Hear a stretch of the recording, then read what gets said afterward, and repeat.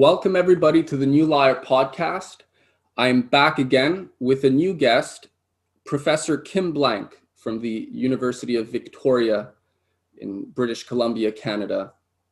And we're here to honor John Keats and the upcoming bicentenary, which is going to be officially on February 23rd, 2021. It will be 200 years since Keats's death. So we're really happy to have you here, Kim, to talk about Keats. Thank you, David, for inviting me. Yeah, there's a lot to say. I think it's a momentous occasion in the world of not only poetry and art, but in the overall history of human ideas, artistic expression, and philosophical investigation. And especially today, it seems like there's a renewed interest in poetry. Poetry is being talked about in all sorts of different places in the realm of politics, social sciences, culture. And I think it's really important that given the world that we're in right now, we could say is fraught with chaos and confusion, not unlike the age that Keats was in. And Keats was struggling with a lot of the great paradoxes facing humanity. And I'd say if we look at his poetry, he's trying to work these things out. So we've brought you here because you started a project mapping Keats's progress, right? And it's a very fascinating project. So we brought you here to talk about it. And after that, what we're going to do is we're going to be reading some of Keats's poems and mapping his progress, seeing the development of Keats's creative process throughout. And it should be fun to get a living sense of that with the readings. So yeah, we'll talk more about that. And maybe you could just say something, Kim, about how you got started on this and why you think it's important. Yeah, thinking about this makes me feel suddenly very old because my history with Keats goes back way back, 1,000,000 years ago or something like that, to actually an MA thesis at the University College of North Wales. And I did my MA thesis on Keats and Shelley, a kind of comparison between the two. And then I kind of left Keats aside and moved more into Wordsworth and Shelley in particular, and books I've done on them. But Keats has always been there, and I've always been teaching him and thinking about him as well.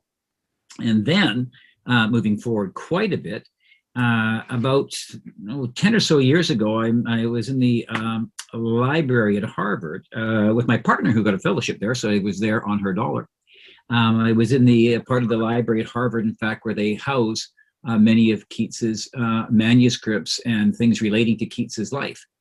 And I was beginning to write a book I've always wanted to write, and that was a book about Keats's progress.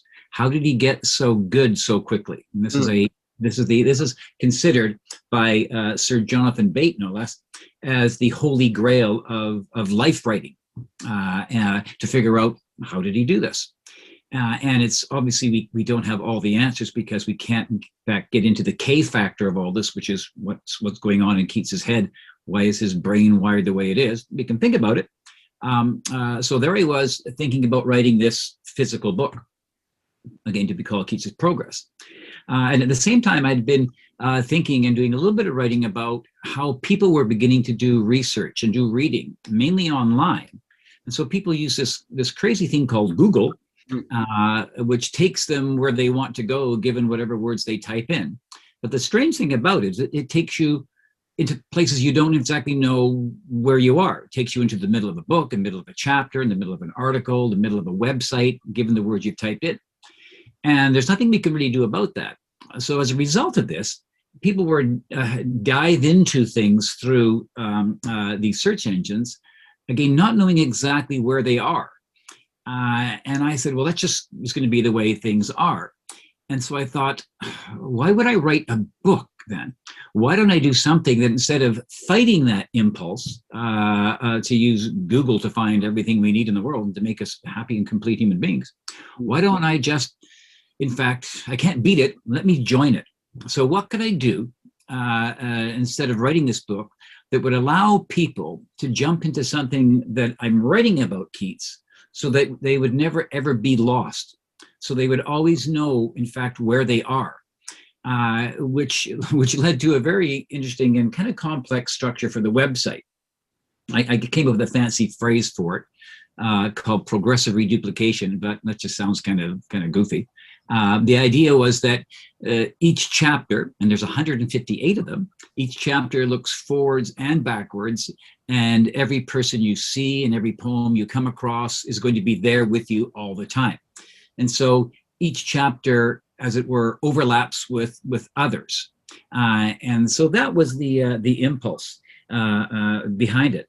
And I thought, well, how do I do this? I don't know much about web design. Luckily enough, one of my best friends knew a lot about websites. And so I started mapping my own sense of what this site might be like. And so then I go to him and I say, can this be done? And he says, anything can be done. And so I said, well, here's the structure I want. If you can set out that structure, then I can pour in the content and learn how to use XML to do what I need to do. And then later on, the University of Victoria took it over, did some very interesting internal work with the site to make it work even better while I keep pouring in content. And so the end result was this thing called Mapping Keats's Progress.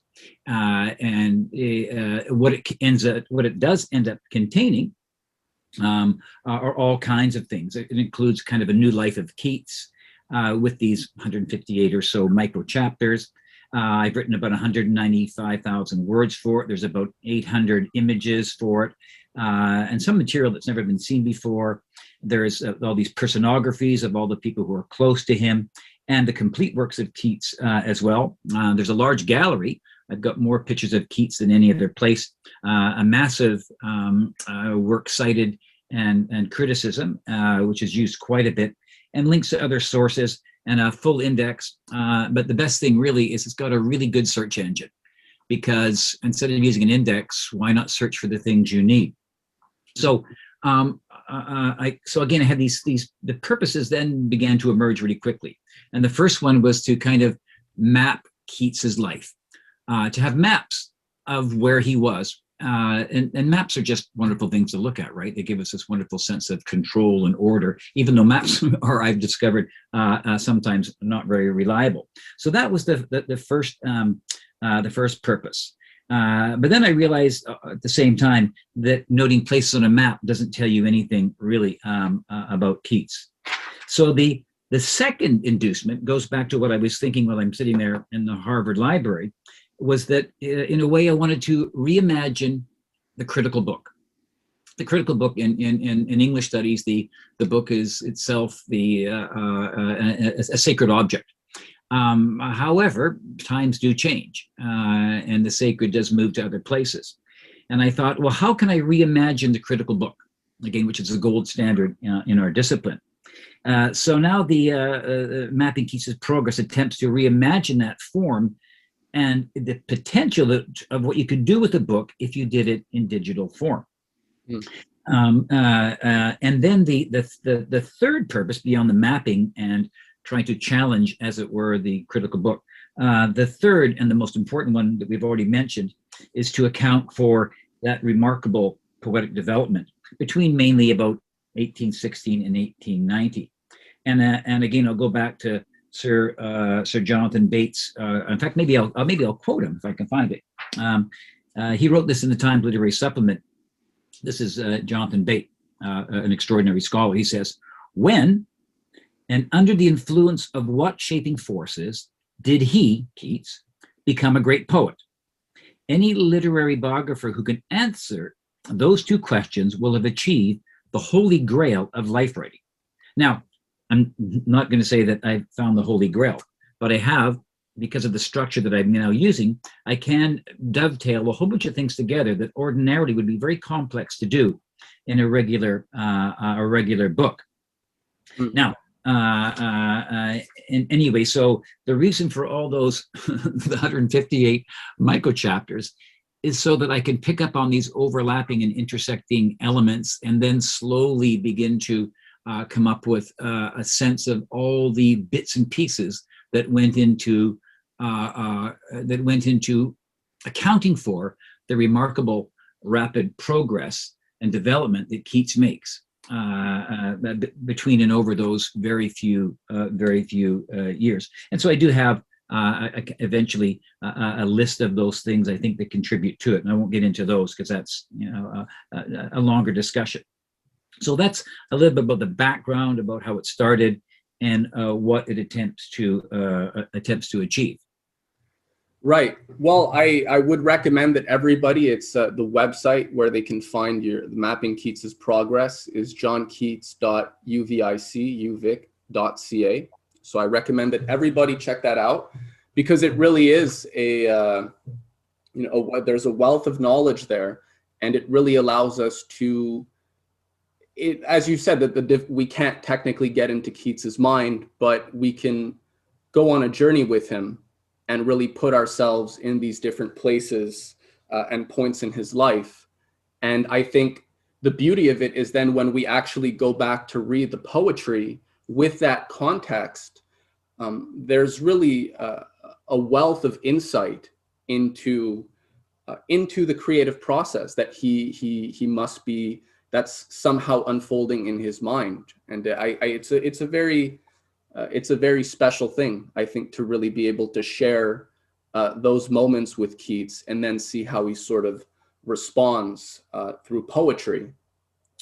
So I'll interrupt for a second. And there's one other thing that I think is you're exactly right in what you say.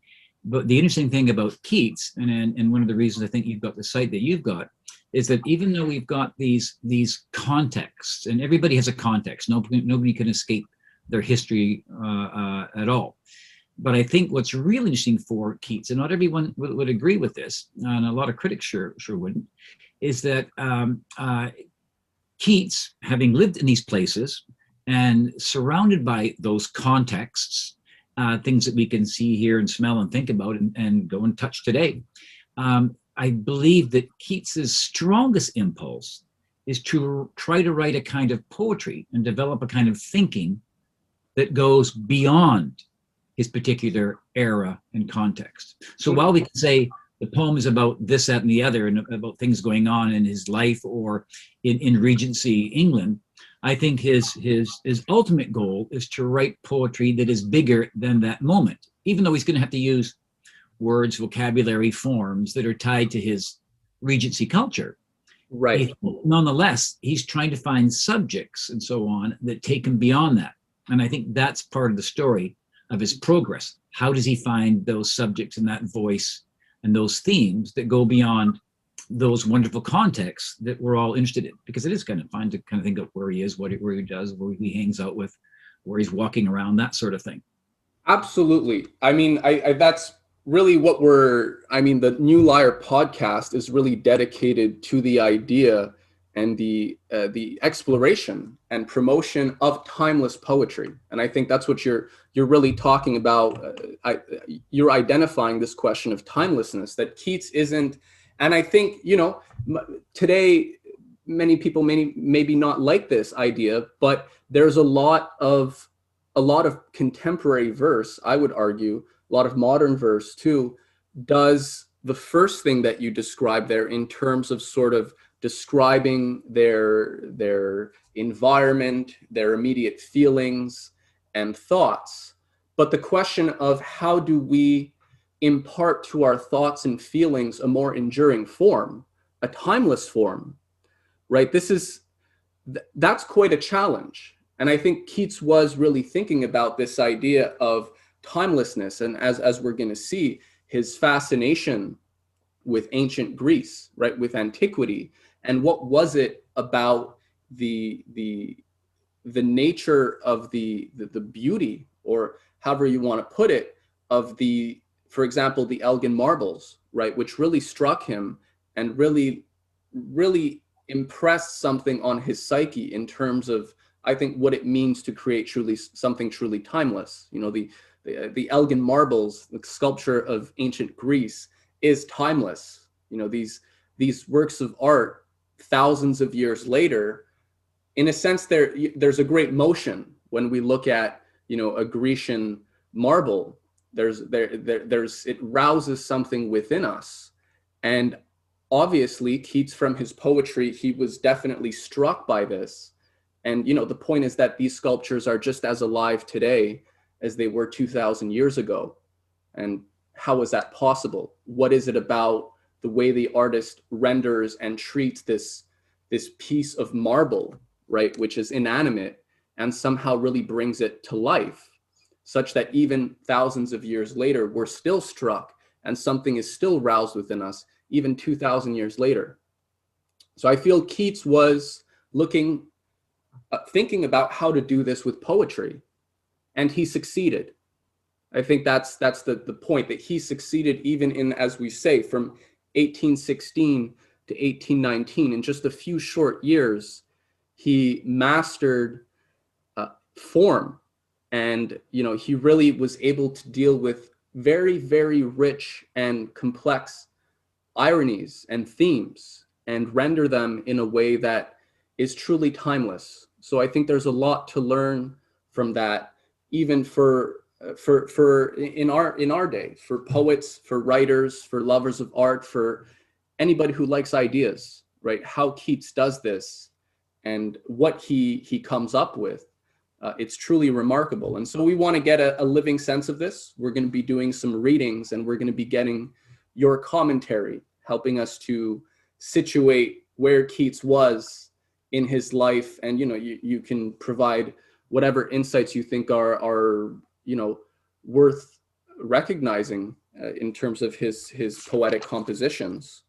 So I don't know if you have anything else, but maybe we could introduce the first poem and we can just unfold the whole. Sure. Well, I'll just add one thing, because what you said was really, really good. Because you got to imagine young Keats through someone like Leigh Hunt. He meets an artist who's singularly responsible for arguing for the importance of those marbles. So Keats goes to visit it with this guy that he's met, young Keats with this older guy. And he looks at these marbles and he goes, in a way, to cut to the chase, he goes, how do I write poetry that has the lasting form and power of those objects? And he doesn't even know, and this is where we get into the complexity, and it eventually works itself into negative capability. He says, I don't even really know what's going on with these sculptures. And I don't even know what's going on, later on we'll find out, on that Greek urn. And it doesn't matter that I don't know what's really going on. But what I do know is that their beauty and the pleasure they might give and the power that they hold do somehow transcend the moment that they were created in. How do I write that kind of poetry? Well, this is the interesting thing about Keats is he knows this is what he has to do well in advance before he can do it. Yes, absolutely. And that's, I think, very, very interesting. So there he is standing in front. I want to be able to write poetry that is like this great art.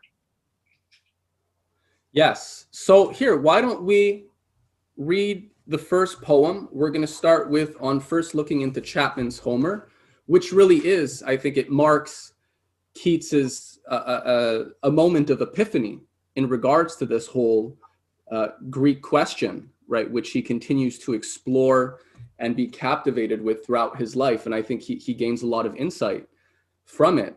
So this is an example of one of his initial reactions to the stunning, the richness of this classical Greek culture. So let's just hear it. On First Looking into Chapman's Homer, and then we'll get some of your thoughts. Much have I traveled in the realms of gold, and many goodly states and kingdoms seen. Round many western islands have I been, which bards in fealty to Apollo hold. Oft of one wide expanse had I been told that deep-browed Homer ruled as his demesne. Yet did I never breathe its pure serene till I heard Chapman speak out loud and bold. Then felt I like some watcher of the skies when a new planet swims into his ken, or like stout Cortez when with eagle eyes he stared at the Pacific, and all his men looked at each other with a wild surmise, silent upon a peak in Darien. Thank you. That's a nice reading of the poem. And there's no doubt it's probably Keats's early best poem. And you said quite rightly, there's a kind of epiphany in it. But what I'd like to draw out a little bit, perhaps, is it's a problematical epiphany. And it's an early epiphany. And in a way, the poem is about, what do I do with this epiphany? And so that's kind of one of an interesting and a kind of fun way into it. And I'll get into the background a bit. At this particular point, Keats is living on a place called Dean Street in London with his two younger brothers, George and Tom. Keats, in fact, in a couple of letters, he describes the place where he's living. They don't have piles of dough. He calls it a kind of a nasty place. It's a bit dirty. It's really not a very fashionable part of London that he's living in. But for Keats, it's kind of important because he's close to where he's studying, and that's at Guy's Hospital where he's training. Now, one thing that I'll just say very briefly about Guy's, it may be one of the best hospitals in the world at this time. And Keats is there, and he's doing very well. And we have to dispel a little bit that Keats is from the lower classes, the lower social orders. He's not. There is some family money, and they were very successful. His grandparents in setting up money for him, and although he didn't know about all of it, it did allow him to go to medical school, so to speak. And it also, really importantly, the money allowed him to dedicate those few years to being a poet. He didn't have to work. Yeah. And that's one thing we kind of forget a little bit. So there he is with his brothers, again, very close to Guy's Hospital. They take the second floor, which may have been over a candy shop, by the way. And today, I think the street's called Stainer Street. And I think it's developed mainly for the London Bridge station. Now, how does he get to this point? Well, he's this really good school he goes to, the Enfield Academy. The headmaster has a son called Charles Cowden Clarke. And Keats, through him, meets the very, very famous and controversial and smart publisher, journalist, poet, and critic Leigh Hunt. Now, this is an unbelievably central point to the development of Keats. And immediately, when Clarke takes Keats to meet Hunt, Hunt, by the way, is already a living legend for young Keats.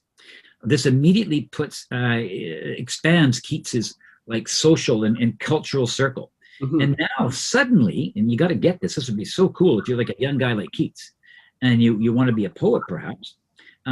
Now he's immediately thrown into this circle that includes poets and writers and publishers and critics and artists and so on. Now Clarke, who has been influencing Keats a little bit, especially towards Spenser, he's shown, and this is the cool part as well, he's shown some of Keats's poetry to Hunt. So before he meets Hunt, Keats, in writing a letter, says, it goes something like, he says, quote, "This will be an era in my existence, to be acquainted with those who genuinely admire great poetry."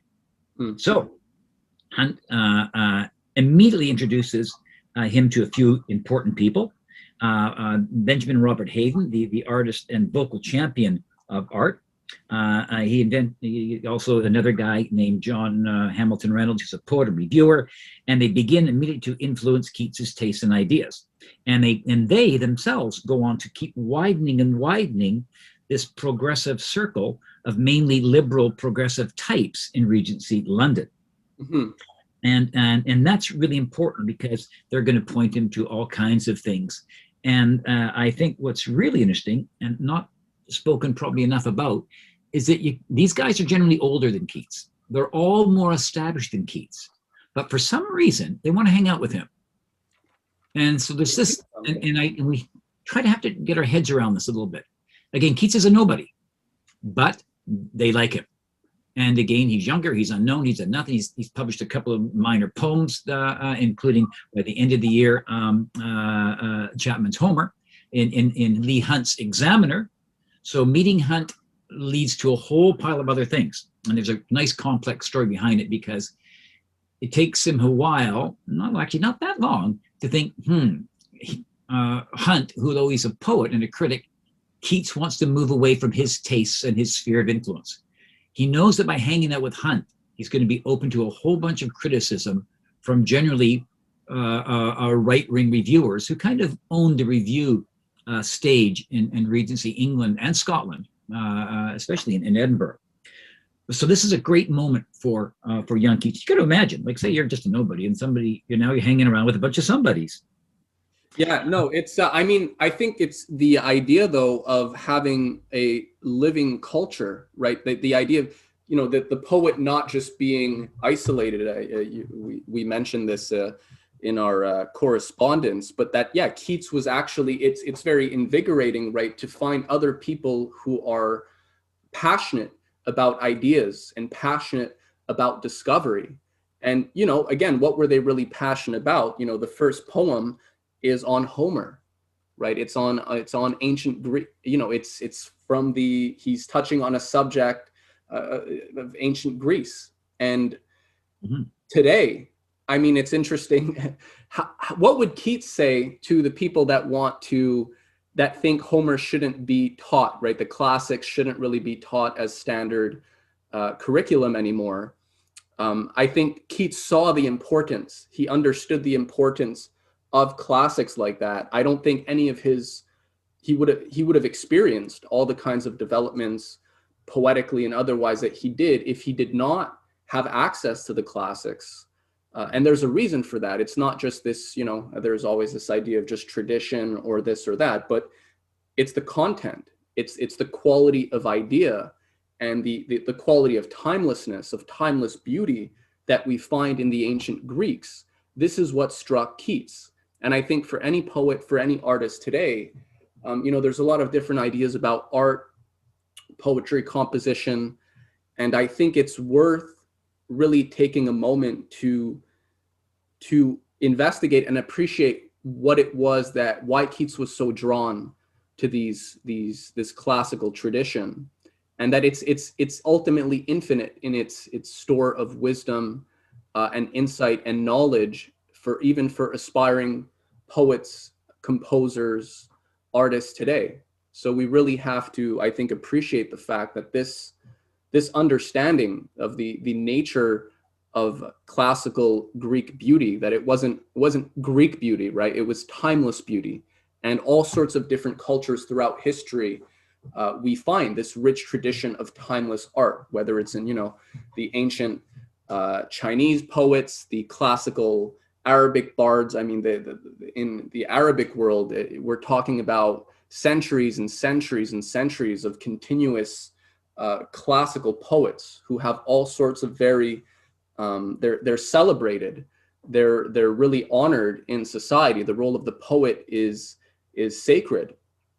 But, the question becomes, what was the nature of their poetry or the thoughts underlying their poetic composition such that they were able to create these timeless works? And so I think it's important that, the Keats's connection to ancient Greece, even if he didn't speak Greek, right? I think this is also important. If I'm not wrong, maybe you could say something on this, but Keats was kind of laughed at, right? Because he didn't know Greek by, I think, the Byron types or that kind of circle. The guy wasn't actually erudite in these matters, and yet he's talking about ancient Greece. He's talking about these themes that he's supposedly doesn't really know anything about, right? Like, who is he to talk about Homer? He can't read Greek. Yes, definitely that will be used as ammunition against him, although his Latin was pretty good and he had a few other languages he had worked on as well. And behind all of that, of course, when we go back to the scene of composition, he wouldn't have got there because of friends. Because as Hunt will say about the poem, he's going to describe the poem later on in terms of Keats's progress as well. But again, Hunt is probably not fully aware that Keats writes the poem after poring through a copy of Chapman's translation with his friend Clark, and they're searching for the choices. Passages Clark recollects, by the way, later on, the enthusiasm with Chapman's work. And so it's Clark who shows him the folio edition of Chapman, and then they read it looking for cool passages. And then the next morning, Clark finds a letter from Keats on his table that contains a draft of his response to Chapman, which in fact is a version of the poem. So when we get to the poem, we've got this wonderful context of, again, this circle leads him in a certain direction. So if you look at the poem, it's kind of interesting because it's a sonnet, really just basically of discovery, right? And we can pour Keats into this, and it's a young poet's keen desire, really keen desire for inspiration and imaginative vision. And its enthusiasm is a little bit fledgling. And as you mentioned, it opens Keats up to kind of some class-based criticism for not being able to read Homer in Greek. Well, if you start pulling the poem apart, what you'll find it's really quite simple, and it expresses Keats's desire, and this is the key part. It expresses his desire to be an inspired and genuine poet, and this will obsess and also plague him in too much of his early poetry. I'm one of those who believe that his early poetry, for the most part, is pretty bad. It's mostly occasional. Most of his early poetry is about wanting to be a poet. Okay, and he's got to move beyond that. And when he does move beyond it, instead of writing about being a great poet, he writes as a great poet. So at this moment, we can read into this poem and see this. The sonnet's ending, which envisions an explorer, Cortez, seeing he's with confused wonder from a peak. And this, by the way, also recalls other kinds of poems that were popularly prospect poems and topographical poems, where the speaker always looks out to the landscape from some position of height. And if this poem really works well, if this kind of poem works well, this kind of looking out poem looks well, there'll be a sense of discovery and accomplishment. So that's why Keats compares himself, for example, to also an astronomer discovering a new planet. So he's first of all like an explorer seeing a new ocean. He's also like an astronomer discovering a new planet. So again, it's a poem about discovery. But then we can read it even and further and deeply into Keats's progress. We can read it as an allegory of a poet, a young poet, looking and discovering, but with some sense of actually, I guess you could call it profound uncertainty. It's crossed over with some wonder, and the result, it results in a feeling rather than action. Because if you think about it, we end with the image of the explorer just standing there staring, not knowing really quite what's out in front of him. He's staring somewhere over the horizon, and he's a kind of a speculator. So the wonderful paradox, the uncertainty in the poem, is what will the poet traveler do with such serene and bold and gold inspiration? So I think one answer to that would be more exploration is required. Now, behind all this, there's something else too. Keats may, in fact, have got the wrong explorer in the poem. That's kind of famous. He may have mistaken Cortez for Balboa. In fact, he may have made a mistake of one Spanish conquistador for the other. But that makes really little difference to the decent accomplishment in the poem and the story of his development.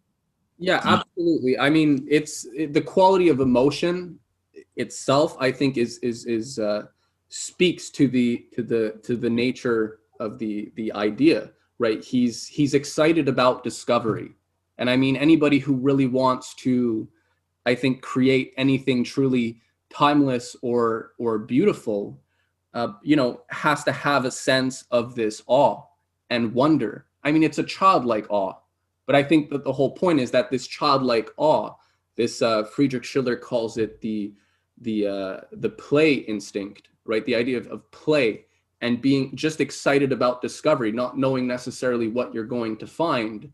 That's not just, some nice device. I mean, this is any great scientist experiences the same quality of emotion, the same quality at the same time, there's humility, there's wonder, there's awe.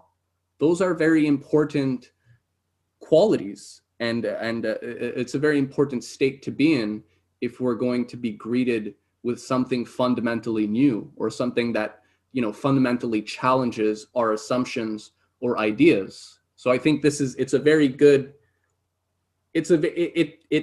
very representative of the kind of the state of mind that Keats was in, and that he was genuinely excited about creativity, about ideas, about composition. And that's all he needs at that point, I think. And then, and you said a lot of his early poems are perhaps, they're not that good per se. What I do think is important, or what I like about them, is that it really tells you he's talking about the things he's thinking about. We're getting a sense of what his interests are, what he's excited about, and he continues to explore these things, as we'll see, right? That this is his first encounter with antiquity, in a sense, or that he really sort of puts into, gives a form to this, his thinking. So this is just the first encounter. We're going to be seeing more. I think maybe now we can do a second poem, which will kind of change the subject, but at the same time, if we're taking it from the standpoint of mapping Keats's progress, Keats is exploring many different kinds of ideas. And so let's see what else he's thinking about, and how he's thinking about it. So what year was on first looking into Chapman's Homer? He writes at the end of 1816. Okay. And it's kind of interesting for us, given what we're doing here, because in a way the poem is really a kind of a what next kind of poem. Mm-hmm. Well, literally at that point that he's got a long walk to go back home, but what's next? There's an uncertain future that the poem wonderfully captures, and it dramatizes. Then the poem dramatizes and sets up everything else for us, because between now and moving forward a few years, we're going to take a big jump. All kinds of things happen, and we could spend hours and hours talking about that. But the main thing is that now he's brimming with what he wants to be able to do. He's going to articulate a poetics in his letters that he never thought would be published about how he's going to do it. And finally, his poetry catches up to his poetics, and he goes on to write the great poetry. So we take quite a big jump, but the Chapman's Homer poem sets us up, because again, the bottom line is, what next? Well, and I'll add one more thing, is thinking for Keats is keep in mind that Keats was a huge studier of poetry. In fact, he says so in his letters. I've got to go study now. Yeah. I've got to work on this. I think there's some problems with sonnets. I think I better find a better form than a sonnet. Right. So Keats isn't sitting around. He is very purposefully studying. And like all great poets, not all, but most great poets and artists, we find that they are less, they have to be solitary to do their work, but they spend a lot of time thinking and talking and reflecting, going to plays and so on, and before they go and do their work. And Keats is like that. So he's going to spend, if you look at his itinerary for the next few years, he's out for dinner, he's wining and dining, and he actually gets to meet Wordsworth because of his connections. Mm-hmm. It doesn't work out all that well, but he nonetheless is exposed, and he meets Shelley, of course, through Hunt. And that also becomes part of the story of his progress, is reflecting on and being challenged by, and then moving away from the sphere of Hunt's poetical influence in particular. So we're making a big leap to go, and as we head to 1819, which in my view is probably the only year of great composition for him. Unfortunately, by the end of the year, he's quite sick. So that's where we are now. Yeah, and so what we're going to read next is, and I always wonder, I mean, from an English speaker, La Belle Dame sans Merci. That's how. Yeah, the Belle Dame sometimes too. La Belle Dame. Yeah. So yeah, this is 1819. We're going to take a leap. Yes, but also we were saying Keats is devouring all sorts of literature. right? All sorts of works. So here we have a different kind of theme, which he found somewhere else. And we're seeing in a sense how he treats another theme originally. And we'll say more about it. But this is La Belle Dame sans Merci. Oh, what can ail thee, knight at arms, alone and palely loitering? The sedge has withered from the lake, and no birds sing. Oh, what can ail thee, knight at arms, so haggard and so woebegone? The squirrel's granary is full, and the harvest done. I see a lily on thy brow, with anguish moist and fever dew, and on thy cheeks a fading rose fast withereth too. I met a lady in the meads, full beautiful, a fairy's child. Her hair was long, her foot was light, and her eyes were wild. I made a garland for her head, and bracelets too, and fragrant zone. She looked at me and made sweet moan. I set her on my pacing steed, and nothing else saw all day long, for sidelong would she bend and sing a fairy's song. She found me roots of relish sweet, and honey wild, and manadew. And sure, in language strange, she said, I love thee true. She took me to her elfin grot, and there she wept and sighed full sore. And there I shut her wild, wild eyes with kisses four. And there she lulled me asleep, and there I dreamed, ah, woe betide, the latest dream I ever dreamed on the cold hillside. I saw pale kings and princes too, pale warriors, death pale were they all. They cried, La Belle Dame sans Merci hath thee in thrall. I saw their starved lips in the gloam, with horrid warding gaped wide, and I awoke and found me here, on the cold hillside. And this is why I sojourn here, alone and palely loitering, though the sedge is withered from the lake, and no birds sing. That's terrific. I apologize. I missed. I believe I mixed something up earlier on. But yes, I think that this is an amazing piece. The tension. There is so much tension here. Yeah, he's got lots of sources for it. Now, I'll give a little bit of context for it. By this point, Keats is now living in Hampstead, where Hunt is centered as well. He's living in a place called Wentworth Place, which is now Keats House. It's a fantastic museum with much of Keats's, a lot of Keats paraphernalia and artifacts there. And it's, again, a wonderful museum to go to. So he writes this poem, this really enigmatic poem about the third or fourth week of April 1819 about. And he writes it out in a letter. The first time around, I think, he writes it out in a letter in April to his brother George and his wife Georgiana. They're in America. They're trying to get land. They're trying to start up businesses. And America at that point was the place for you to go to do such things. And like the Chapman's Homer poem, Hunt publishes it in another little shortly lived journal called The Indicator. He publishes it in May 1820, but he does so without Keats's name, by the way. There's some variants between the versions of the poem, and I won't get into any of those. But I think from the way that I see the story of Keats's rapid poetical development taking place, for me, this is really the first complete poem that fully enacts a poetics that he's been developing since about 1817. And he really begins to realize a few key things. This is what he begins to realize, I think. That occasional poetry, poetry written about, hey, we just, ate a duck. Occasional poetry and the poetry of fancy, and poetry that privileges things like, entertainment, sociability. This is the first poem to, in fact, go beyond many of these things.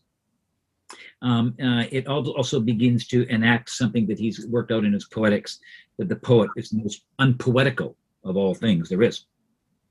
Now, what is the poem taking on? Well, one of his close friends who also looked at the poem in a letter tells us something important about Keats's qualities.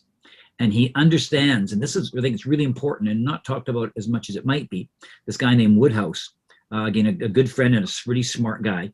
He sees, in looking at Keats's qualities and goals, that Keats is trying to create timeless work. And timelessness, in fact, becomes a profound subject in most of his final work. Mm-hmm. And so Keats has been, Keats early on is writing poetry about fame and ambition and all this kind of stuff. And now he's not. And so how is he going to write out of and beyond his own history? And how is he going to write towards a kind of future? And how is he going to join those, I guess, other enduring great voices of posterity?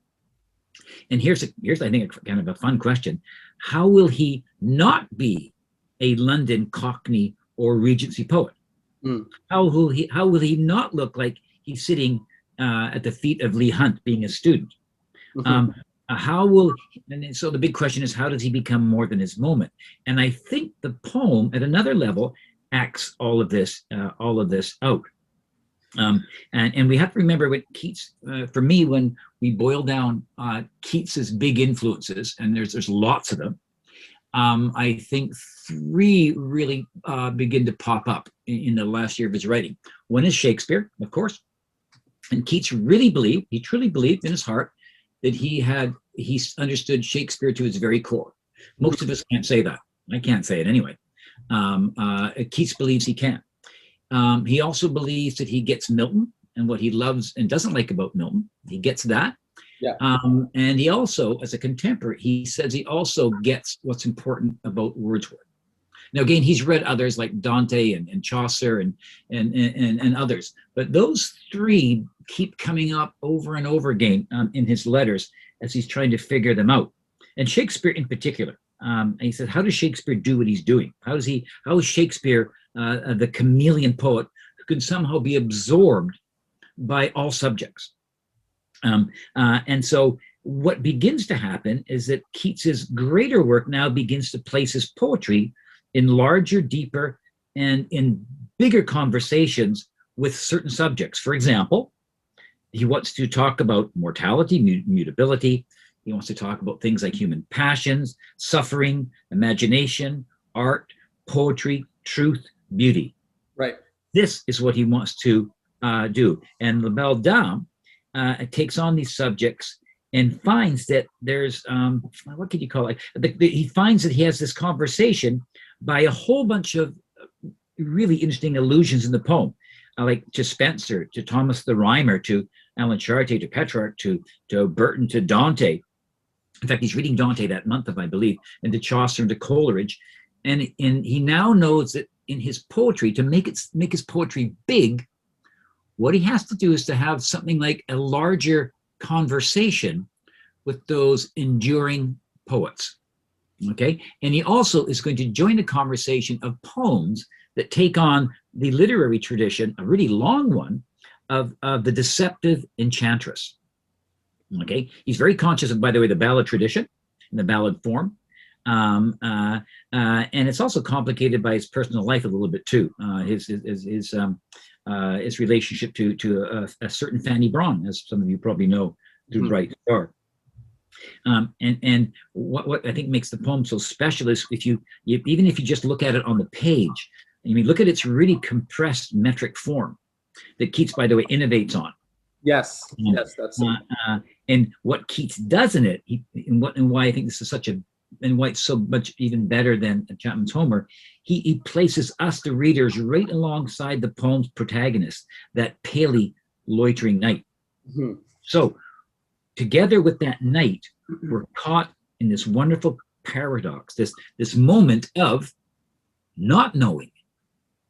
Okay, and that's key for Keats, because Keats will believe that the highest form of knowledge is paradoxically not knowing. And the smartest people can hold opposite opinions, ideas, images in their mind, like Shakespeare, for example. And he says, so in this poem leads us to a point of this knight there not knowing. So it's a kind of drama then. It's a really kind of an elusive narrative in the guise of a kind of a romance, I suppose. And so we've got these wonderful tensions between doubt and indeterminacy, between dream and reality. What else is in there? There's beauty, decay, life and death, desire and resignation. There's love and loss, and there's certainty and doubt. There's passion and pathos. There's silence and sound, and so on and so forth. There's all these binaries that the poem, in a very bare way, sets before us, and we enter into this drama. And that's the drama of Keats becoming a great poet. He realizes that he can be at that position and still have great art. And that's, go ahead, David. I mean, what you're saying, we're just getting started here, and I'm already thinking we got to make sure we pace ourselves with the time, because there is so much to say, and we're just scratching the surface right now, right? As you said, this is his first serious poem in a sense, right? And just to throw in the quotes here, because we're talking about his from his letters, he's directly speaking on the Shakespeare question, and I think it was Hazlitt as well who really encouraged him, read Shakespeare. And Keats devoured Shakespeare. You know, he's reading 8 hours a day sometimes, he said, just really studying, working through it until it really becomes sort of that freedom of imagination and the command of language really become second nature, and which is important. But so many things to say. First, just the form itself, right? The ballad form is it's a very old form, right? So it's also interesting, and I think it's a good challenge for people today who are writing poetry, regardless of what kind of poetry you're used to writing, contemporary verse, free verse, there's all spoken word. There's a lot of different things going on today. Regardless of what you're doing, try and write a classical ballad like this, because the form itself forces the mind into a very special state, right? This is really non-literal communication, and I'd say really this is music. There's a musical idea here which goes beyond the words. And when we're talking about musical thinking, the way I think it's really working here, even Einstein, when he spoke of where he got the insights and how he made some of his discoveries, the state of mind, he explicitly says that the insights were a result of musical perception. And if we look at this ballad and its craft and the way the idea unfolds, it's almost scientific in its rigor. And the form does that. It seems simple, right? I mean, these are just quatrains. And the one thing that's important is the bite of the last line of the quatrain, right, which only has 4 syllables. And there's somewhere in his letters or in the conversation, I forget where I saw it, but where Keats actually talks about reciting La Belle Dame and saying that really you have to slow down when that final "and no birds sing," right? All the tension is built into that final line and that recurring theme. And it's much like if we think of a Bach fugue or something, there's an opening theme, there's an unpacking of that theme. There's we could say in poetry, strophe, counterstrophe, there's a quatrain, there's a restatement of the theme, then there's a counter statement. And Keats is really unfolding that in all sorts of different ways, which really, I think, the best model, if we're looking for a different kind of example, it would be like a Bach fugue or a musical composition by Beethoven. So he's unfolding this theme, and there's a lot of tension, but he's trying to, you mentioned, how to write timeless poetry within his own age. So he's adapting the ballad form, and this is a tragic ballad. How he's thinking, how do I give a tragic treatment to this theme in the ballad form? And it's forcing all sorts of things out of him. I think it's worth noting that the form itself challenges him to treat his theme in a rigorous and complete way. So La Belle Dame is really full of insights. I mean, we could there's so much that we could say about, we haven't even said anything about the actual theme, right? Which is, being enthralled to our senses, right? And without any sort of higher reasoning faculty, that can get us into all sorts of trouble, right? So, I mean, is it really, is what Keats is describing here, does that really just happen when people meet magical fairies, or does this happen in real life, right? What is the nature of that experience? Keats really works it out, and he sort of shows us where we end up. So in that sense, I think it has a sort of Shakespearean tragic quality. There's a tragedy here, but it's not that he's necessarily saying something bad. He's showing the tragic nature of certain axioms, of somebody who is enthralled to their senses and sort of loses sight of anything else, and of what it is they're actually enthralled to. And if they become so captivated by something which is by its nature fleeting, right? It's of the senses. What happens when that thing disappears? Right? Yeah, no birds sing. And no birds sing. The music suddenly is gone. Have the birds really stopped singing? Or is that he can no longer hear the music because he's sort of withered away inside, having become fully invested in these seductive objects? Yeah, no, it's quite good. And with the poem, we find that the form's really important for him in this poem, because the form of the lyric and the lyric ode, it can allows him to enact his poetics, and his poetics now revolve around things like disinterestedness, intensity, and importantly, indeterminacy. Mm-hmm. And the poetry, you can see in this poem, it privileges sensation by suggestion rather than explanation. And that's really important. So he's learned, do it by suggestion rather than explanation. Right. And so there's this imaginative conceptualization without really narrative elaboration. So we've got this stark yet brooding drama without any attempt at all at moralizing. So the poem really shows us what Keats has done. Keats has learned a lot, and he's learned that less can be more. Right, and here's the quote that I was supposed to read before on Keats in regards to Shakespeare, which speaks to exactly what you're saying in terms of not trying to explain. I forget how you just put it, but the idea of not trying to, not being didactic, right? He's not trying to tell you something as such. By leaving it indeterminate, it allows us to actually sort of discover the thing for ourselves, in a sense. But here's in Keats's letter to Reynolds, John Hamilton Reynolds. This is November 22nd, 1817. So he says, "One of the three books I have with me is Shakespeare's poems. I near found so many beauties in the sonnets. They seem to be full of fine things said unintentionally, in the intensity of working out conceits."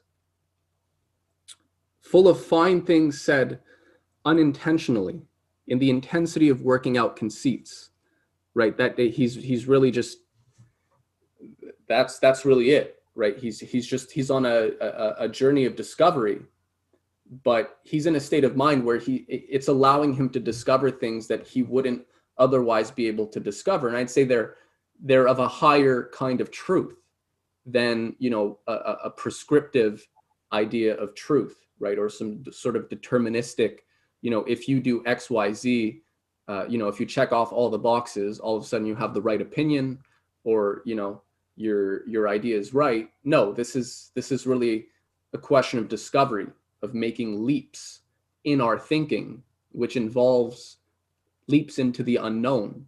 So we have to be, there's a certain emotional state that's required if we're going to do that, because we don't know where we'll end up.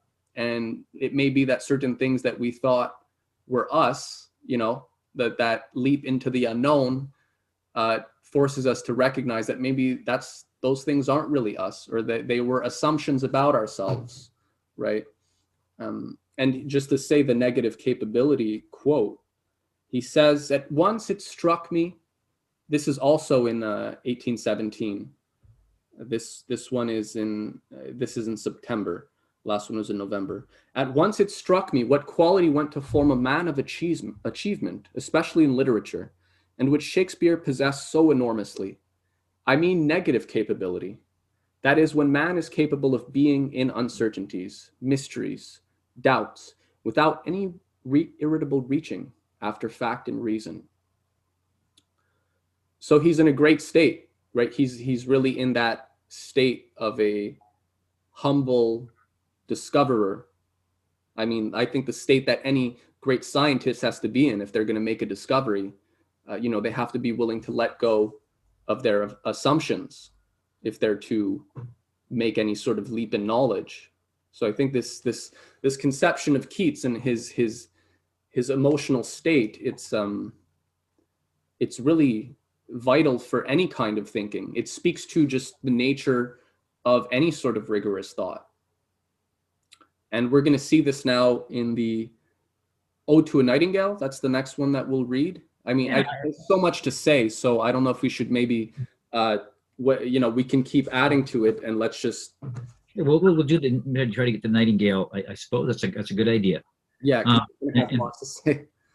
Yeah, and just to give it a tiny bit of background, now we're moving ahead, about a month or so to May 1819. He's still living at Wentworth Place in Hampstead. The month of May, I think, was pretty slow for Keats, because a few months earlier he was really socially active. Mm-hmm. And he starts writing in his letters about laziness and indolence and so on. He visits his sister a little bit. He's wanting to return borrowed books. He actually entertains becoming a ship's surgeon and all kinds of weird things. Yeah. But it's during May and the surrounding weeks of May that he composes the poetry that really is probably the reason why we're talking about Keats now. And without it, we would probably be talking about Keats as a minor poet of the era. But because of the poetry he's writing around this era, this is the reason he becomes a canonical and hugely influential poetry when he writes the so-called majority of his great odes. And of course, one of them is the Ode to a Nightingale.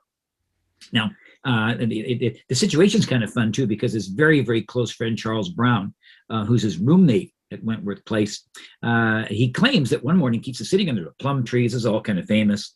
And he writes about hearing a nightingale. He's got a few scraps of paper. Brown gathers them together. And Brown recalls, 20 years later, by the way, it sounds a little bit suspect. He says, and he kind of, there's a little bit of aggrandizing going on, that he helps put the papers all together and it becomes the basis for the poem. Well, there's a lot else going on behind it. Keats, by the way, on a walking trip, bumps into Samuel Taylor Coleridge a few weeks earlier, and Coleridge is already a living legend.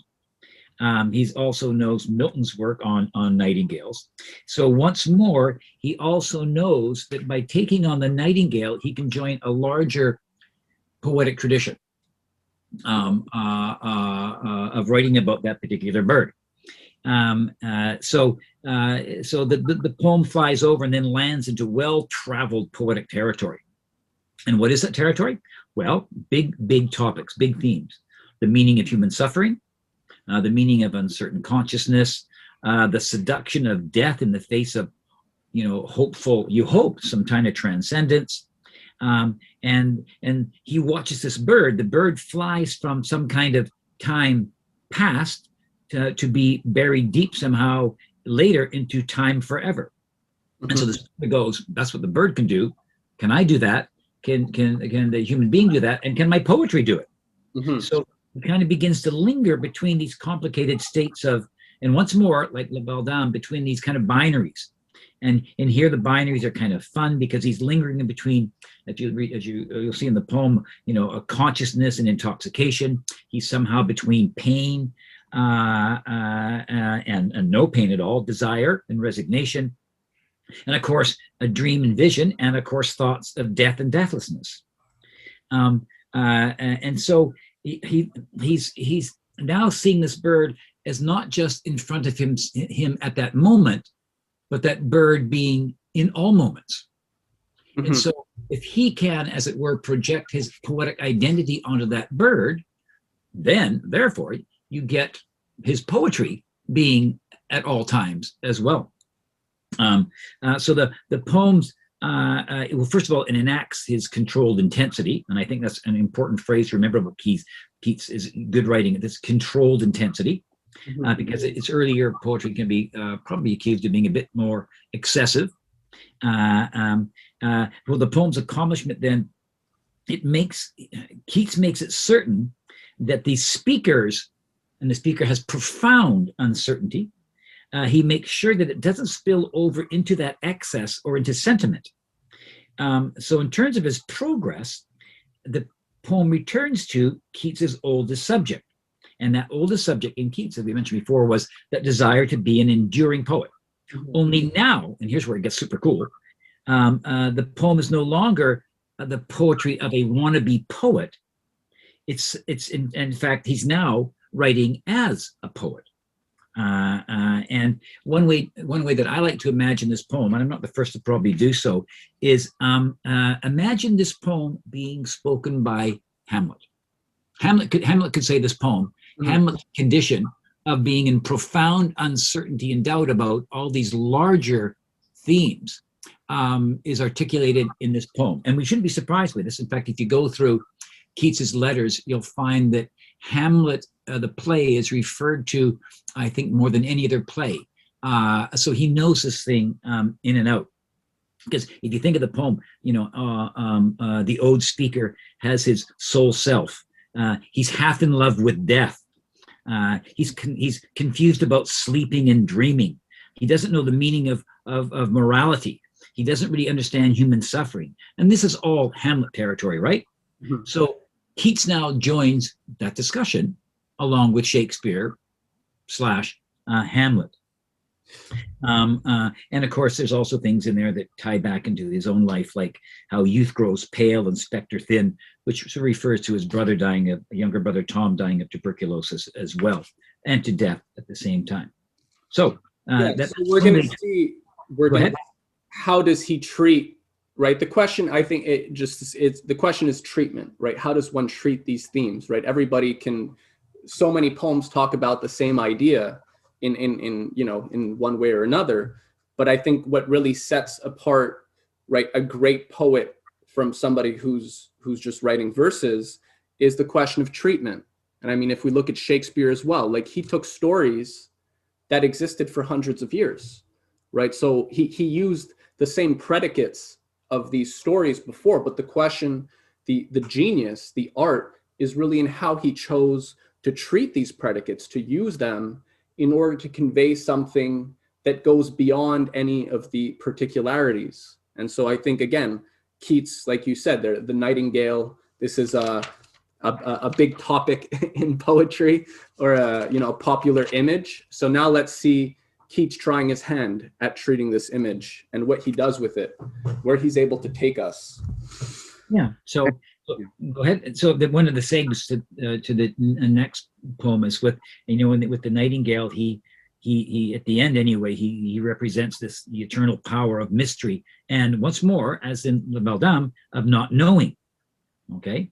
And we have, again, I think the poem you want to look at next, I think the Greek Urn, is also takes up that topic. Yes. As well. Keep that in mind, that they're connected, right? I'd say that this is, in a sense, a negative in from a knowledge of this thing that he's investigating from a negative standpoint. And I'd say the Ode on a Grecian Urn is sort of then the pinnacle, right? It sort of takes the same idea and gives it one last treatment, and it takes us somewhere very specific with that treatment again, coming back in a slightly different way.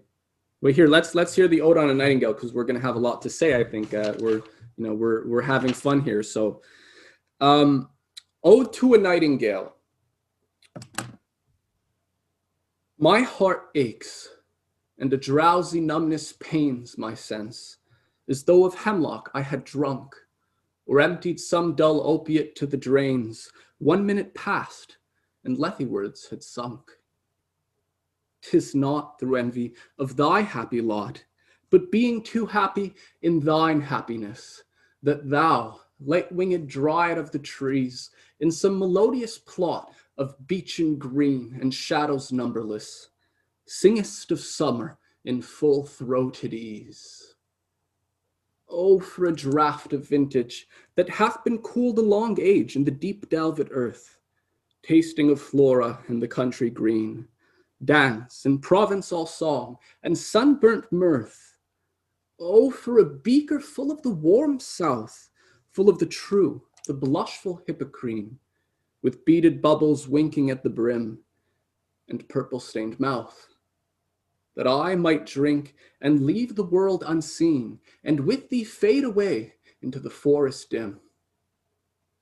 Fade far away, dissolve, and quite forget what thou among the leaves hast never known, the weariness, the fever, and the fret, here where men sit and hear each other groan, where palsy shakes a few sad last gray hairs, where youth grows pale and spectre thin and dies, where but to think is to be full of sorrow and leaden-eyed despairs, where beauty cannot keep her lustrous eyes, or new love pine at them beyond tomorrow. Away, away, for I will fly to thee, not charioted by Bacchus and his pards, but on the viewless wings of poesy, though the dull brain perplexes and retards. Already with thee, tender is the night, and haply the queen moon is on her throne, clustered around by all her starry face. But here there is no light, save what from heaven is with the breezes blown through verdurous glooms and winding mossy ways. I cannot see what flowers are at my feet, nor what soft incense hangs upon the boughs, but in embalmed darkness guess each sweet, wherewith the seasonable month endows the grass, the thicket, and the fruit tree wild, white hawthorn and the pastoral eglantine, fast fading violets covered up in leaves, and mid-May's eldest child, the coming musk rose, full of dewy wine, the murmurous haunt of flies on summer eves. Darkling I listen, and for many a time I have been half in love with easeful death, called him soft names in many a mused rhyme to take into the air my quiet breath. Now more than ever seems it rich to die, to cease upon the midnight with no pain, while thou art pouring forth thy soul abroad in such an ecstasy. Still wouldst thou sing, and I have ears in vain, to thy high requiem become a sod. Thou wast not born for death, immortal bird, no hungry generations tread thee down. The voice I hear this passing night was heard in ancient days by emperor and clown. Perhaps the selfsame song that found a path through the sad heart of Ruth, when, sick for home, she stood in tears amid the alien corn. Perhaps the same that oft times hath charmed magic casements opening on the foam of perilous seas in fairy lands forlorn. Forlorn. The very word is like a bell to toll me back from thee to my sole self. Adieu. The fancy cannot cheat so well as she is fain to do, deceiving elf. Adieu. Adieu.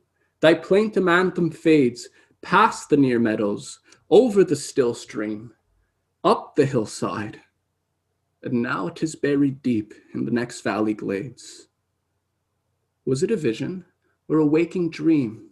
Fled is that music. Do I wake or sleep? That's wonderful. Very open question. Yeah. Well, I think the connection with with the Greek urn poem is kind of here as well. Because with the Nightingale, you can feel how the poem acts out a recipe really for poetic greatness, because it has this really complex play of consciousness and imagination, which the speaker, at the same time he creates it, and he's also absorbed by it. And that's also the pattern that you'll find in the other great odes as well. Whether that absorption and to find it in, for example, the next poem I think you wanted to turn to was the Greek urn poem. Yes, yes. I mean, there's so much that could be said from so many different angles. Whether the question of compositional, the compositional questions, the formal questions, the imagery itself. There's so many ironies in Ode to a Nightingale. I would just like to point out just the opening. I mean, just to start, the opening irony. Is this even really about a bird? I think we have to ask that. Is he really? Yes, there is a nightingale, right? He's using this material. The nightingale is a predicate, but where it's going to take him, right? It goes completely beyond the limitations of sense, the boundaries of sense perception, and it quickly takes us into, I'd say, what is an immaterial realm. And Keats is really trying to investigate, the nature of reality, not as the immediate material reality, but the immaterial reality. And I think that it's important to make the point that just because something doesn't have directly perceivable characteristics, just because it doesn't have material characteristics, it doesn't mean something can't have immaterial characteristics. But the question is, the question is, how do we investigate these immaterial characteristics? And I think very quickly, Keats is getting us to depart from the familiar world of our immediate senses, right? He takes the nightingale as this opening thing, which we can't see. We just hear it, right? So we can't actually locate the source of the music, of the thing that has roused him. But nonetheless, it's awakened something within him. And this is so ironical. The opening quatrain, my heart aches, and a drowsy numbness pains my sense, as though of hemlock I had drunk, or emptied some dull opiate to the drains. 1 minute passed, and Lethywards had sunk. Doesn't sound like he's very happy, right? This sounds like somebody who's in pain, who's suffering. There's a lethargy even, maybe too. There's a weightiness, and yet what happens right away at the opening of the next quatrain? 'Tis not through envy of thy happy lot, but being too happy in thine happiness. The pain is from joy. He's so happy, right? There's this quality of joy that it's actually almost painful. That thou light-winged dryad of the trees, in some melodious plot of beech and green and shadows numberless, singest of summer in full-throated ease.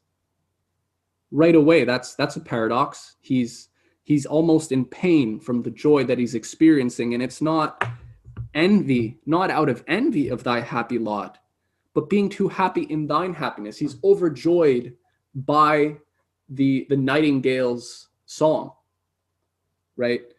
That's an opening paradox right there. He's, how we're so happy that we're in pain. Okay. So there's these contradictories. And I mean, I don't think we have enough time to go through the whole poem, but there's really I think it's important to see that there's a sequence of leaps. There's some discontinuities here, right? It's not, there are leaps of imagination. And I think that's what's important. I had poet Daniel Leach on for one of the first podcasts that we did on the Great Odes. And just to say that he pointed to the stanza 5, right? Or a stanza 4, he says, away, away, for I will fly to thee. not charioted by Bacchus and his pards, right? So not with wine, right? I'm not going to escape through opiates or wine or any of that, but through poetry and as a transcendental means. And then what unfolds after is it's like he calls them visions, I think, right? He says, stanza 5, I cannot see what flowers are at my feet, nor what soft incense hangs upon the boughs. He's not directly, he's describing sense perceptual things, but there's a transcendental quality to how he's doing it, right? It's not just a description of nature. It's from a higher standpoint. It's from a transcendental standpoint, which he describes in the first 4 stanzas.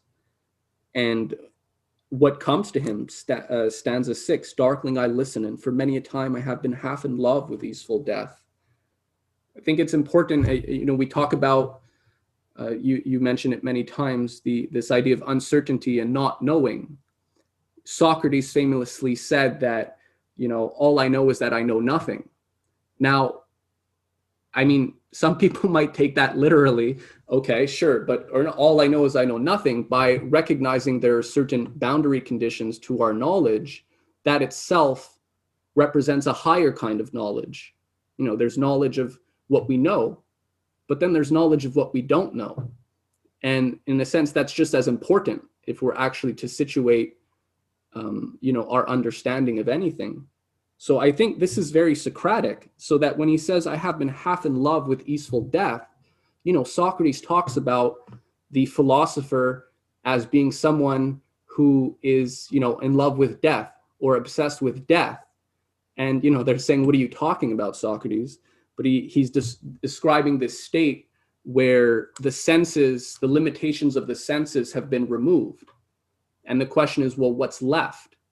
And so he uses the metaphor of dying, where we no longer have any sort of immediate, we lose all our sense perception, apprehensions of the world. But does that mean that there's no world? Is the world only what we can apprehend through the senses, or is there something more? And this is what Socrates, is talking about as philosophy. I think he's looking for the paradoxes. And so when Keats talks about death, I think thinking of how Socrates described the philosopher as being, I forget how he puts it, not obsessed with death, but always, concerned with dying. Obviously, that's not literal. If that's what Socrates meant, then probably the philosopher should just, want to jump off a bridge, right? There's a death of the senses, or there's a death of the self under the material conditions. But from Keats' standpoint, that gives life to another kind of self, right? The other dimension of a human nature, which is not material, but immaterial, the mind, the spirit, however we want to call it. So I feel like this he's getting at that in a negative sense, right? Was it a vision or a waking dream? Fled is that music. Do I wake or sleep?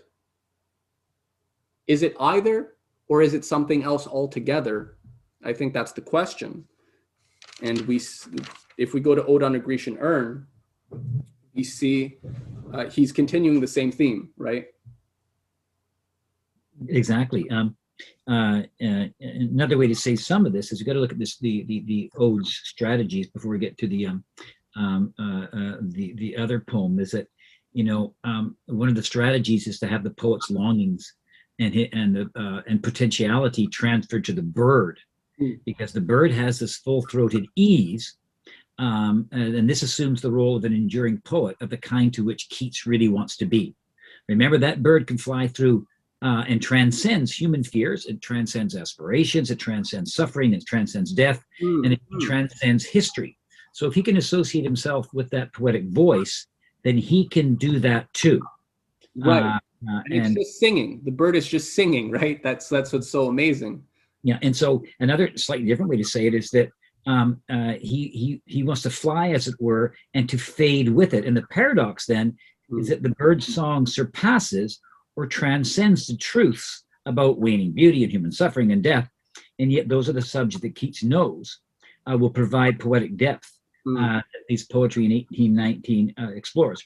Now remember that the great thing is he can't know what that bird song is. Remember, part of the issues is, as Coleridge brings up, is this bird song happy or sad? Is it melancholic or not? And Coleridge takes on Milton, and now Keats takes on Milton and Coleridge. So he's joining that song. But the main thing is, he doesn't know what that bird's song means. He doesn't know it. And when he looks at the urn, he doesn't know either. Right. There's something incommensurable there. It can't, we don't know, can't measure it with our own, familiar faculties. There's a paradox there. But this doesn't scare Keats, right? He doesn't stop investigating, which is what's so beautiful and inspiring. So yeah, I think there's a lot more. I have a few questions for you in terms of the reception of the odes after, but in his age, and we can talk about that. Let's read Ode on a Grecian Urn. It's a continuation of the same theme that is being treated in Ode to a Nightingale in its own way. So let's try and recite this. Ode on a Grecian Urn.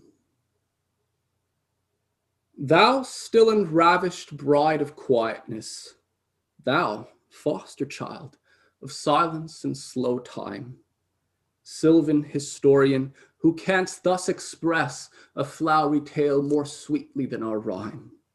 What leaf-fringed legend haunts about thy shape, of deities or mortals, or of both?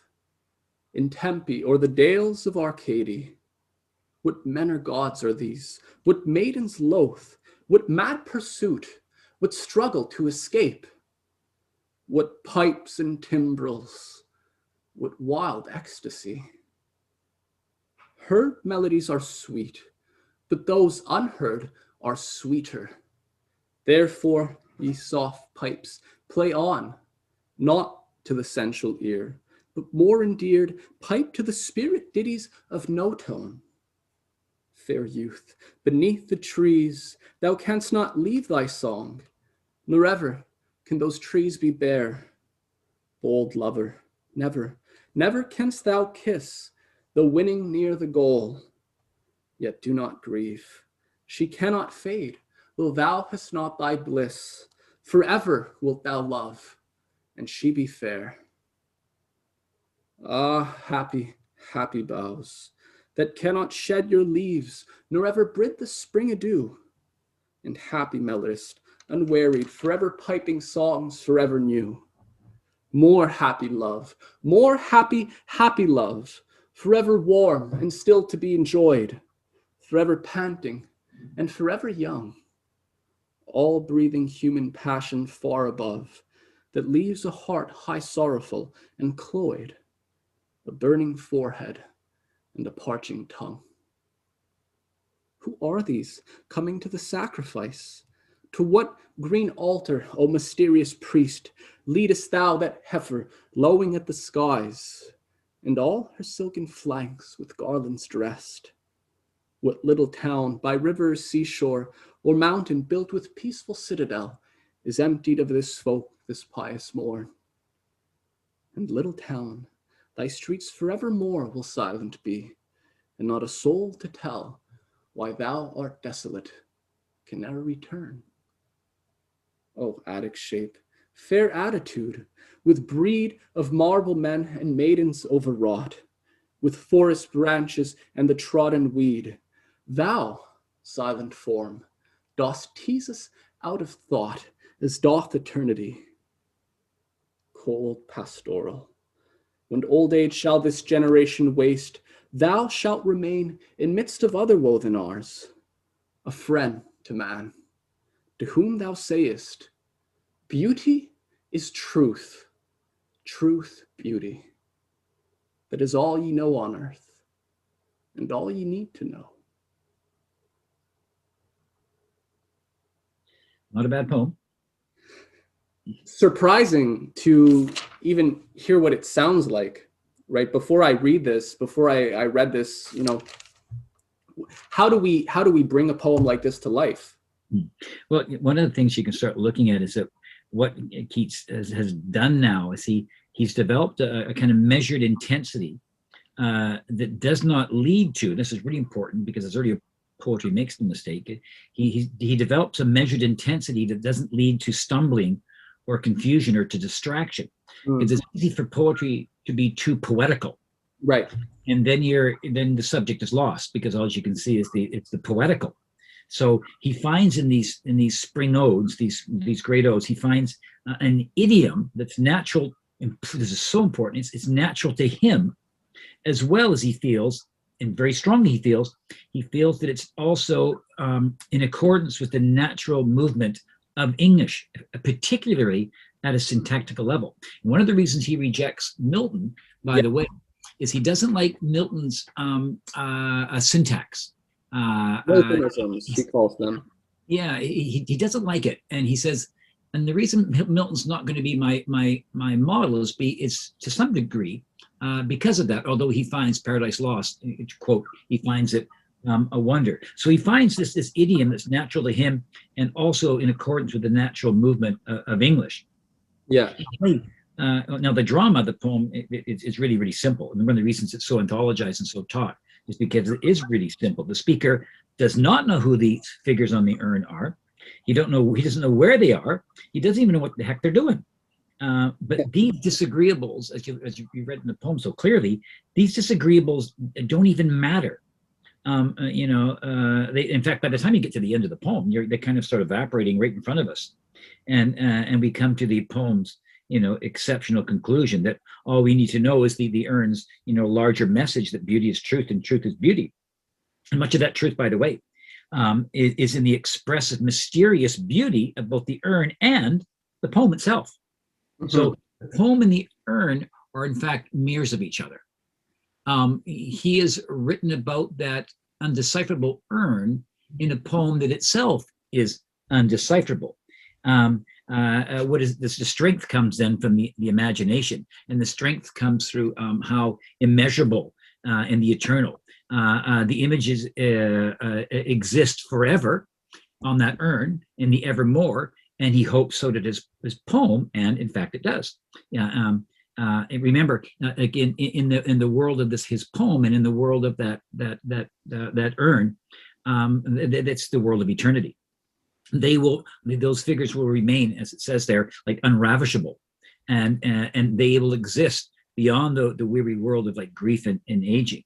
So important for Keats, and why I think he's so represents as an important poet, is because the urn and his poem, they defy history, while also defying a close, even material reading of that poem itself.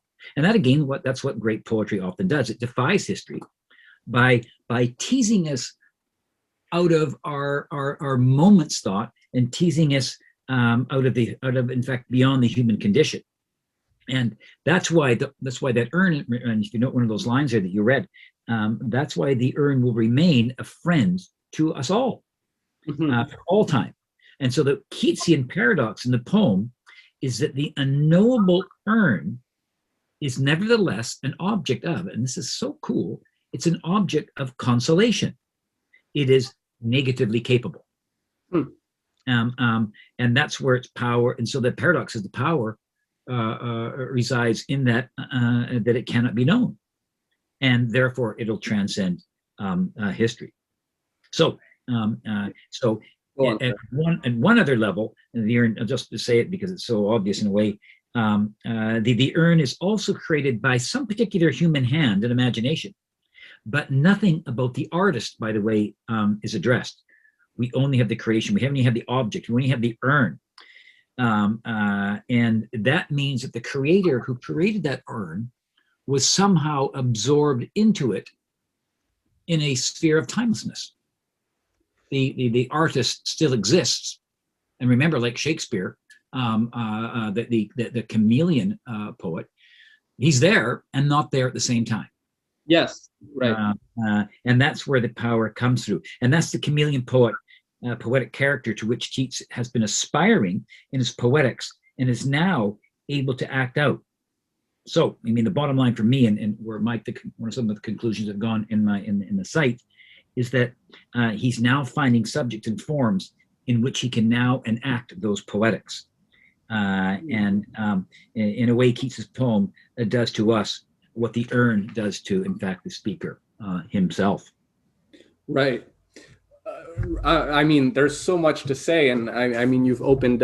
We for the record. I mean, we could talk about this for hours. This poem, we could have, you know, a 5-hour conversation on that, which might be interesting one day to just as an experiment. How long can we talk about this thing, and then just put it on the net and see what happens?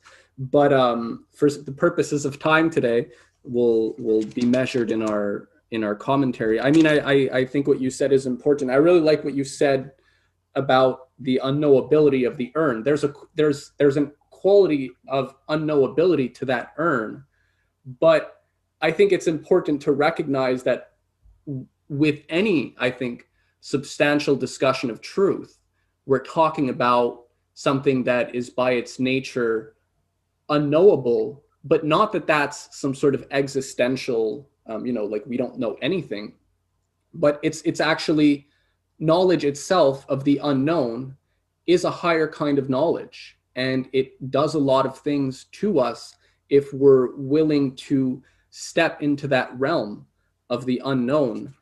And I mean, what's for example, I mean, the paradox is here. He says, heard melodies are sweet, but those unheard are sweeter. Heard melodies are sweet, but those unheard are sweeter. Ye soft pipes play on not to the sensual ear. And so, I mean, when we're talking about the nature of truth and the unknown, these are by their nature immaterial. The unknown is something immaterial.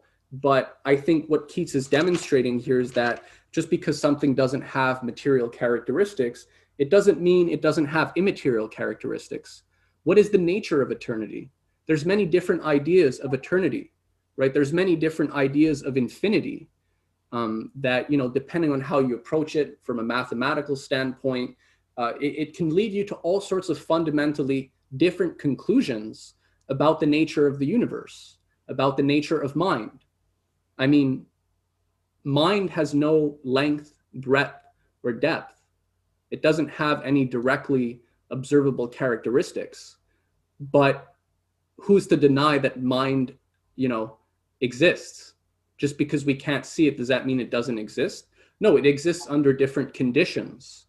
And so I think when we're looking at the way he's investigating the urn and the way he's you know, he opens with this is an ekphrastic poem, right? It's a reaction to this work of art. So this first stanza is just sort of laying out the wonder, the mysteries, the questions, right? Leaving us in this really sort of this state of the unknown, of paradox and full of questions.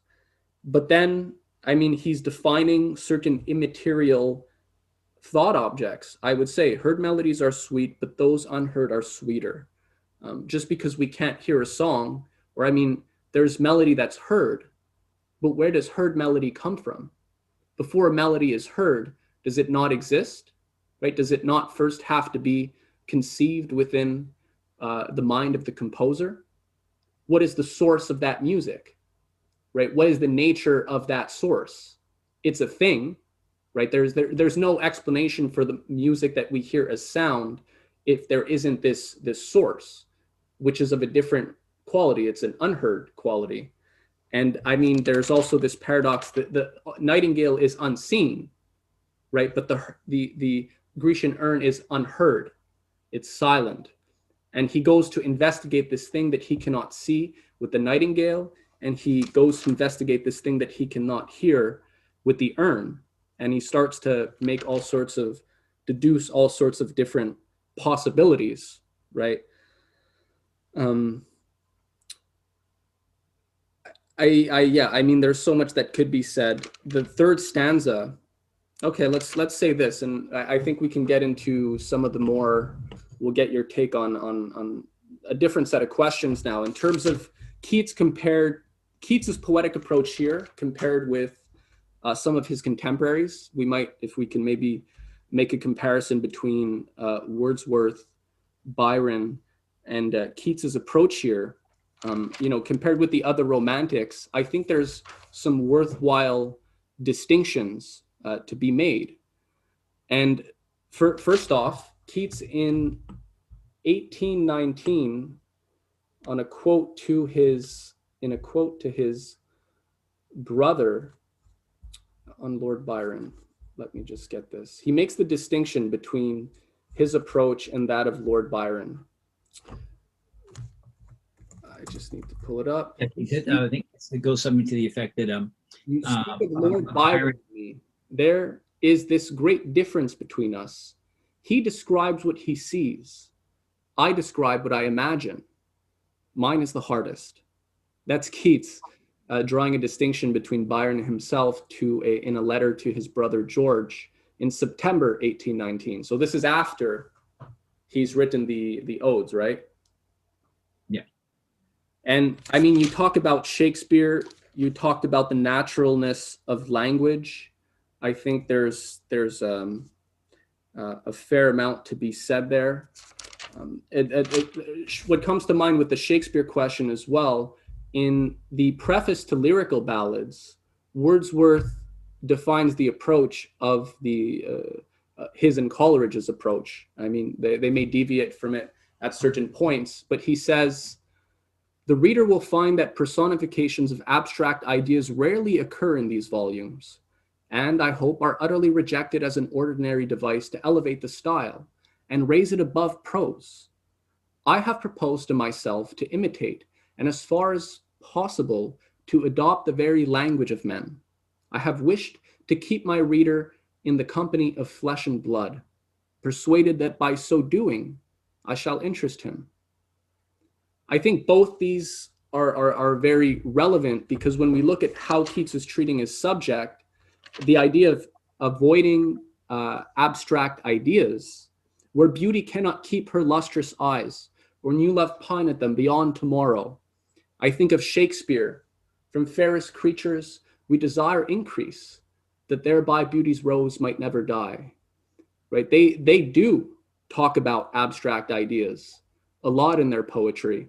And I think, and Keats, and also he talks about the imagination versus Byron's description of the sensual world.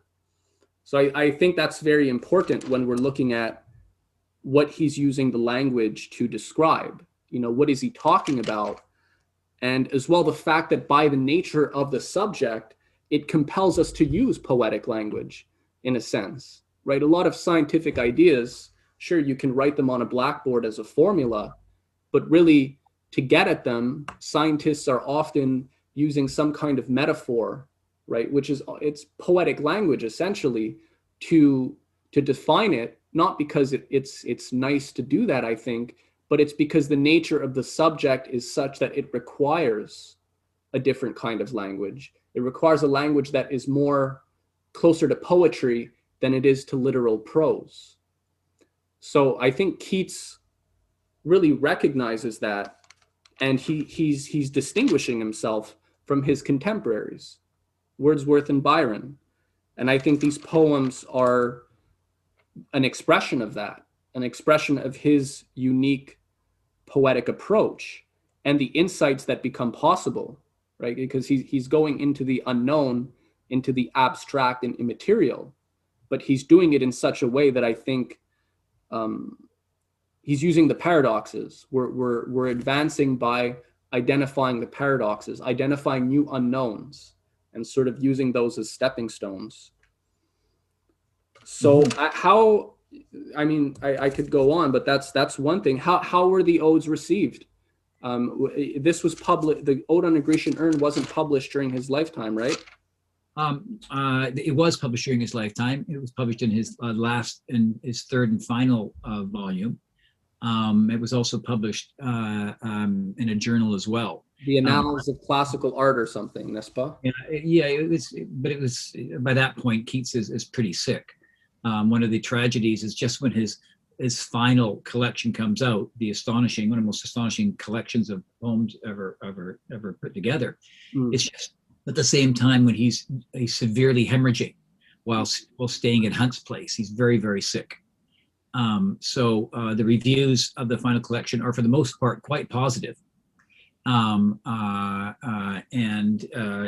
It's just such a tragedy that he wasn't able to build upon that. I mean, I don't know where we would have gone from that point, but certainly with the publication of the last volume, his greatness begins to take off. But again, he's already past it by that moment.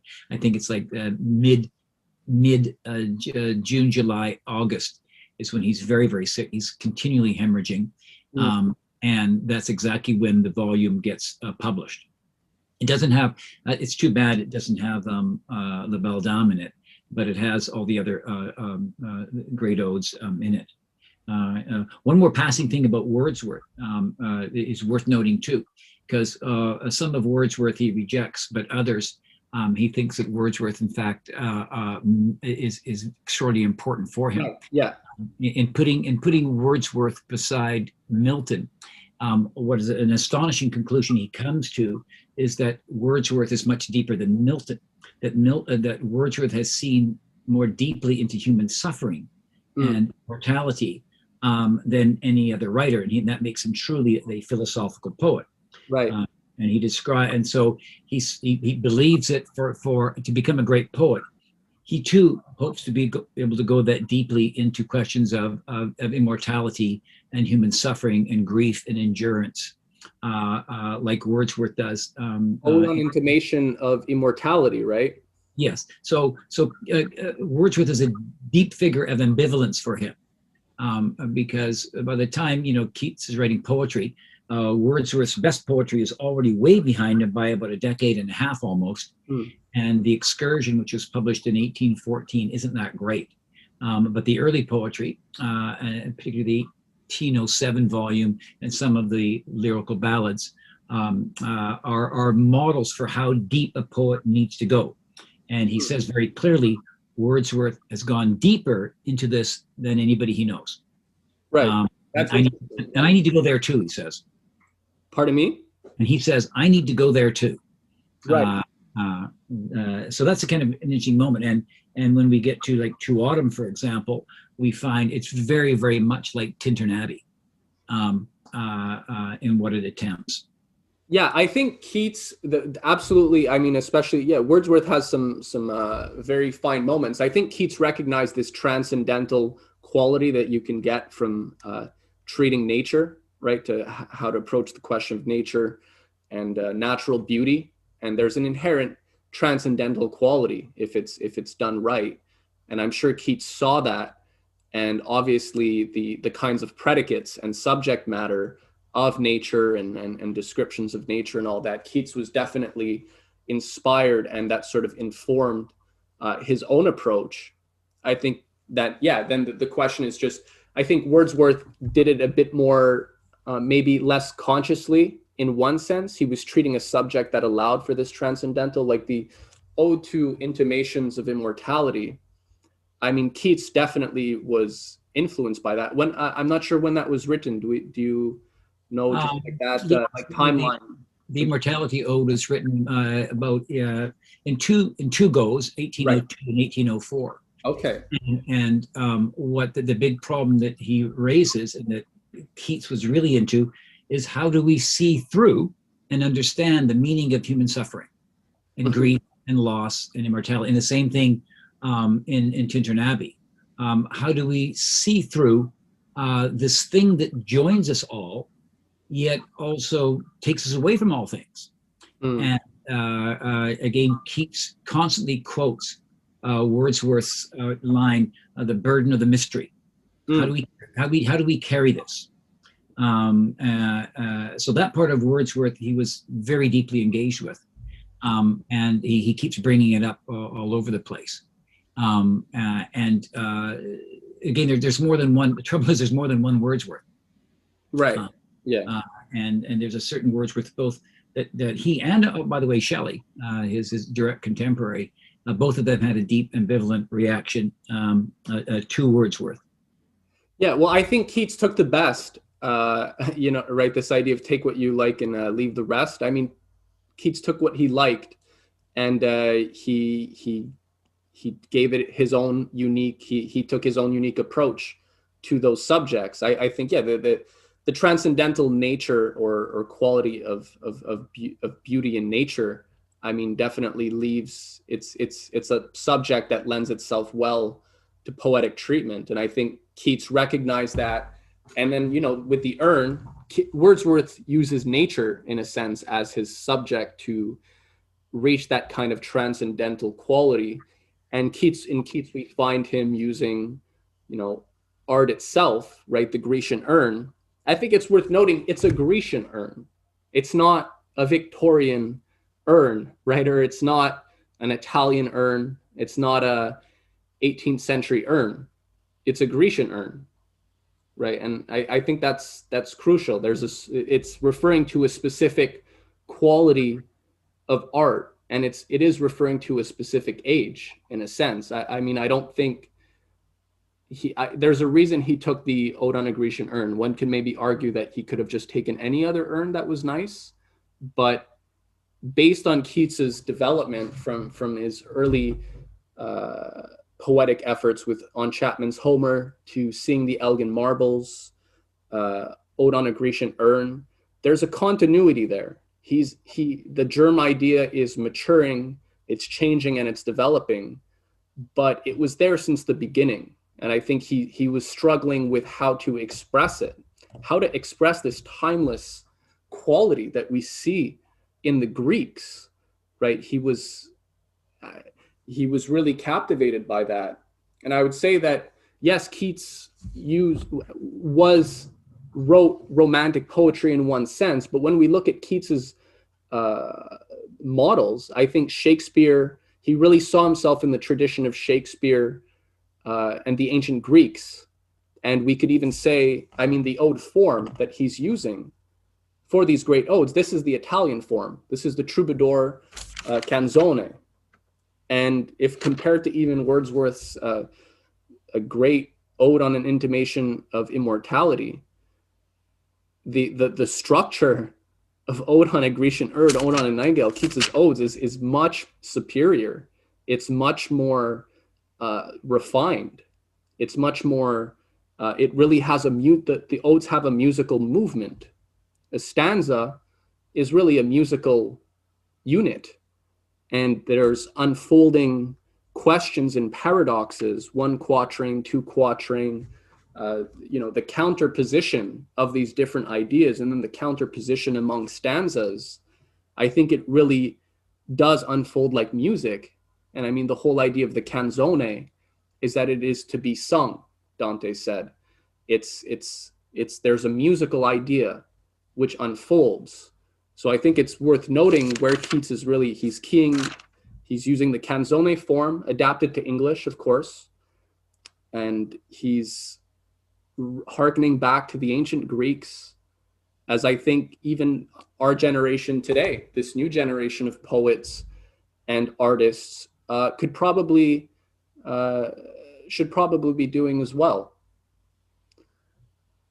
Yeah, and another thing that he also does in the stanzas for the odes is he purposefully uses the sonnet form and adapts it to what he thinks might be an improvement upon it. So really, in a way, each of the stanzas are sonnets, but he's massaged it in light of what he thinks gives that stanza more potential and isn't held back by certain of the by certain aspects of the form of regular the other two sonnet forms. So he's innovating upon the English sonnet form as well, for the interior of his great odes. For sure. And I mean, you said something about the language. There was so much that could be said about, Keats trying to develop this naturalness of language, yet it's very refined, right? I think Wordsworth talked about, I have proposed to myself to imitate and as far as is possible to adopt the very language of men. I mean that a lot could be said about that. Like Keats's language is very natural in these odes, but it's also elevated. But he's avoiding Miltonisms, right? Which I think is really just it's like a Latinized English, right? You have these archaic endings. You're just kind of moving around the verbs or nouns, and so that to make it work as a piece of art. And Keats didn't want to do that, right? He wanted it really to be a sort of organic, to really be his own English vernacular, only elevated. And I think that's important, right? How does one develop ideas in one's own vernacular in the most elevated way without ever sort of betraying the nature of the language, right? Not trying to bend it in ways that become artificial. I think that's a big challenge in for poetry writing today, right? Some people don't want to sound archaic, or they don't want to sound like they're rhyming because it sounds strained. But I think that's the whole point of poetic genius, is that you have to be able to do it with a certain amount of skill and mastery of one's native tongue, such that it does appear as nature, even if it's not like would you or I say I would like a draft of vintage? And we probably should, but that's probably not what you said last time you asked for a glass of wine. But it's interesting to think about, what does this elevated language allow us to communicate in terms of nuance, which more simple language doesn't necessarily allow us to. No, I think it's all quite right. And now, of course, he's heading towards his best ode, probably fairly arguably anyway, to Autumn. Mm-hmm. And I don't know if you wanted to read it first. Yeah, sure. So this is after the 5 odes, right? The first 5. This is written in mid-September. So yeah, it's the last of the odes. Right, all in the same year. Amazing. And let's see the level of change, right? The quality of change from the other odes to this one. So this is To Autumn. Season of mists and mellow fruitfulness, close bosom friend of the maturing sun, conspiring with him how to load and bless with fruit the vines that round the thatch eaves run, to bend with apples the mossed cottage trees, and fill all fruit with ripeness to the core, to swell the gourd and plump the hazel shells with a sweet kernel, to set budding more and still more later flowers for the bees, until they think warm days will never cease, for summer has o'erbrimmed their clammy cells. Who hath not seen thee oft amid thy store? Sometimes whoever seeks abroad may find thee sitting careless on a granary floor, thy hair soft lifted by the winnowing wind, or on a half-reaped furrow sound asleep, drowsed with the fume of poppies, while thy hook spares the next swath and all its twined flowers. And sometimes, like a gleaner, thou dost keep steady thy laden head across a brook, or by a cider press with patient look thou watchest the last oozings, hours by hours. Where are the songs of spring? Aye, where are they? Think not of them. Thou hast thy music too, while barred clouds bloom the soft dying day, and touch the stubble plains with rosy hue. Then in a wailful choir the small gnats born among the river sallows, borne aloft or sinking as the light wind lives or dies. And full-grown lambs loud bleat from hilly bourne, hedge crickets sing, and now with the treble soft the redbreast whistles from a garden croft, and gathering swallows twitter in the skies. Yeah, it's a remarkable poem. Wow, yeah. One of the best close readers of poetry of our time is Helen Vendler, who just retired from Harvard not so long ago, and she wrote a fantastic book on Keats's odes, and she's sort of gone on record as saying something she actually wouldn't ordinarily say, but she says this is pretty well a perfect poem. and she connects it to, she's so deeply read, she connects it to numerous traditions and numerous other texts as well. Mm-hmm. But so now that this is September 1819, about the third week, and this is when he composes the poem. Now he writes a letter to a friend of his, John Hamilton Reynolds, and he described like really clearly what the inspiration for the poem is, and you can see in the little bit that he does write about it. He basically gives us instructions on how to read the poem, just in what he tosses off in a description of it. And obviously he expands upon it, but one of the I think that there are some eager overreaders of this poem, but I think we can't doubt what Keats himself says about it. And this is what he says in his letter to John Hamilton Reynolds, if I can read it. Yeah. He says this.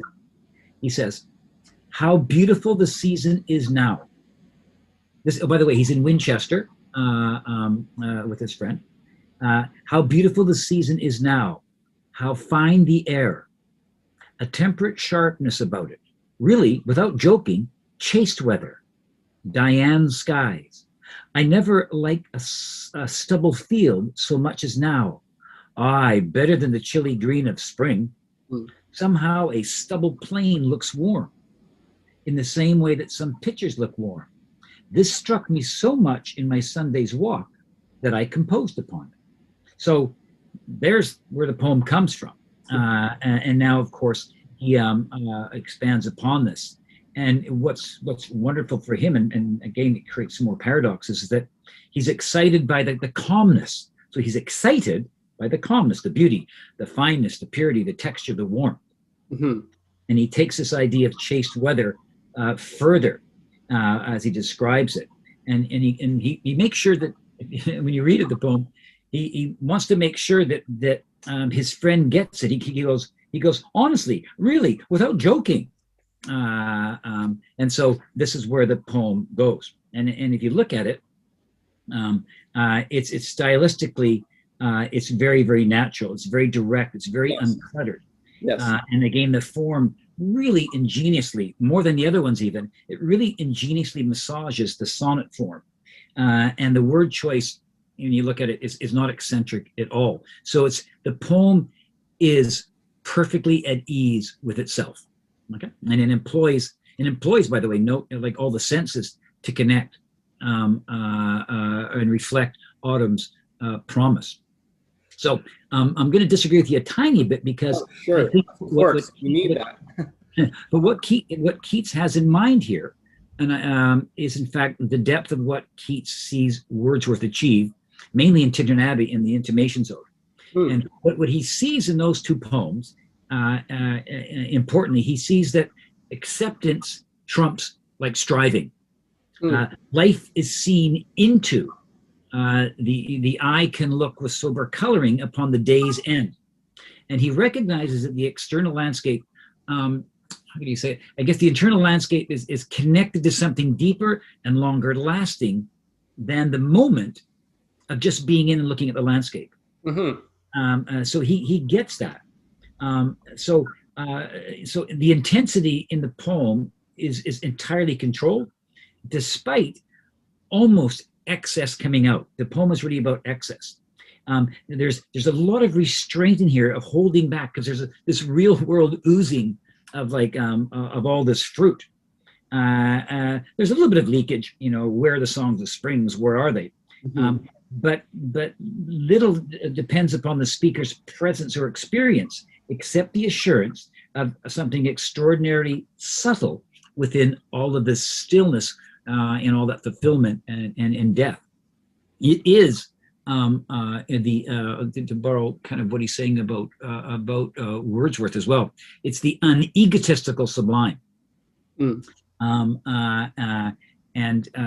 Again, we should really trust what Keats tells Reynolds in that excerpt, and why he composes upon that complex beauty, and how he immerses himself, becomes immersed in the profundity and the potential overflowing of the scene. The sharpness of the air, the warmth, and so on. It's all there. He tells us how to read this poem. And again, I'm always afraid of people reading over top of this poem, rather reading into it and not paying attention to what Keats himself says about it. So that's one take on it. Anyway, Right. reading it. I agree. I think in the sense that, I mean, it makes me think of almost the haikus in Oriental verse, when they just take a natural scene, and it's not necessarily metaphorical per se. It's that the capability of perceiving that thing for what it is, perceiving a particular kind of beauty or state. It itself, that perception, awakens something within us, though. I think that's the point, that there's certain scenes themselves that they're scenic, and by their nature, there's something within us that will respond to that. And I think the point is with this Ode to Autumn, and it's great that you mentioned. Yeah, I actually didn't see that he spoke about how to read this poem, but I agree. It's really just taking the scene in for what it is, but in of itself, I think the point is the way he treats it. That itself has a certain transcendental poetic quality to it. I mean, I don't know what you think about the idea that this is autumn. Autumn is it's a fleeting. I mean, there's a sense of fleeting often of the autumn, the cold autumn air. It usually, when I experience it, it leaves me feeling a bit. There's this kind of melancholic quality to it. The seasons are changing, winter's coming, spring and summer are over, and yet he's talking. Well, it has its music too.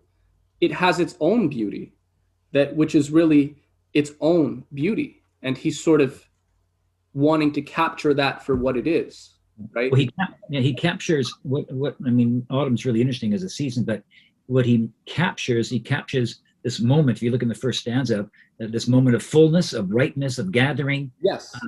But everything is tempered by steadiness and patience and harmony. Right. So in this poem, Keats is perfecting his ability, especially in that restrained tone. He finds he would find like stillness. He finds stillness and he finds depth in holding time and in holding sensation still. Mm-hmm. And yet also at the same time, he intimates movement in life's process, and it's mirrored in nature's movement. Mm-hmm. And so there's a sense, the senses of completeness and process and change are indistinguishable. In other words, you could make some fancy wording here. You could say things like there's complete incompleteness, you could say. Right. And that way the poem also acts out an allegory of poetry's own possible perfection. And that's the kind of verse Keats has worked to achieve. And what is he, and the big question is, well, what did he try to achieve? Well, I guess you could say poetry that conveys a sense of naturalness without a kind of form that takes away from that. Poetry without feeling contrived. Yes, and poetry that balances like intensity with unobtrusiveness, and poetry that represents rightness while being itself perfectly and poetically right. And so, like, mutability is held immutable, though moving.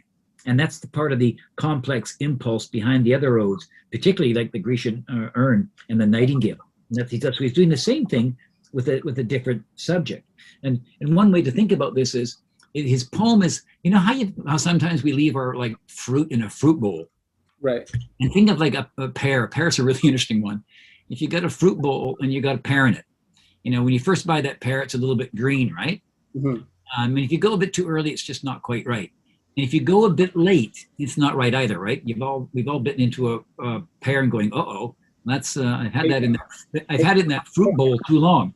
Yeah. But then there is that one moment when the pear is perfect. It's between those two states. Right. And that's what he's trying to capture, that one moment. And if you can capture that one moment and hold that one moment eternal, then you've got Keats's best poetry. And that's whether that's an urn or a bird or a guy, a knight sitting at the bottom of a hillside. Right. Yeah. Well put. Fruit theory.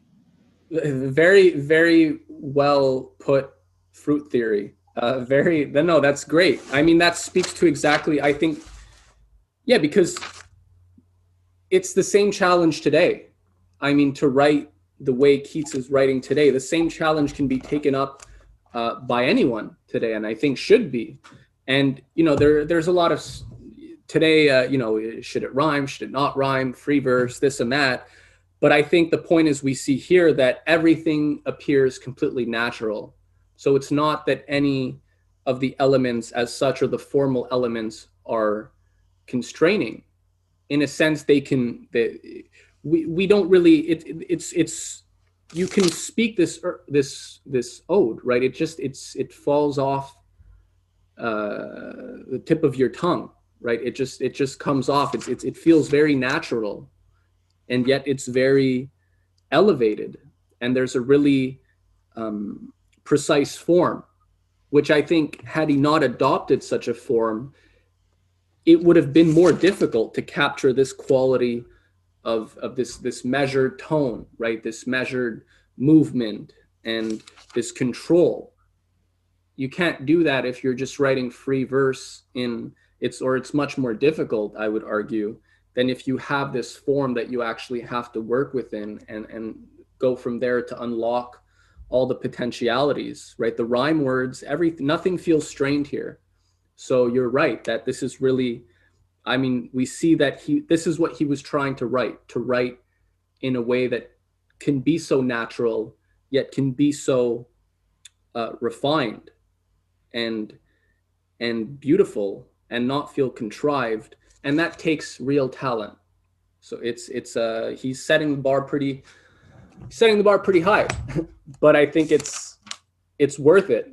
I think the point is to set the bar high, and as a way of getting people to search within and to unearth the fullness of their potentialities as well, such that they can, everybody, right? I mean, not everybody's going to be a poet and express, poetical concepts like Keats is doing, but the idea of having a mastery of one's own language culture, right? And the ability to express ideas in a way that sort of goes beyond the literal, right?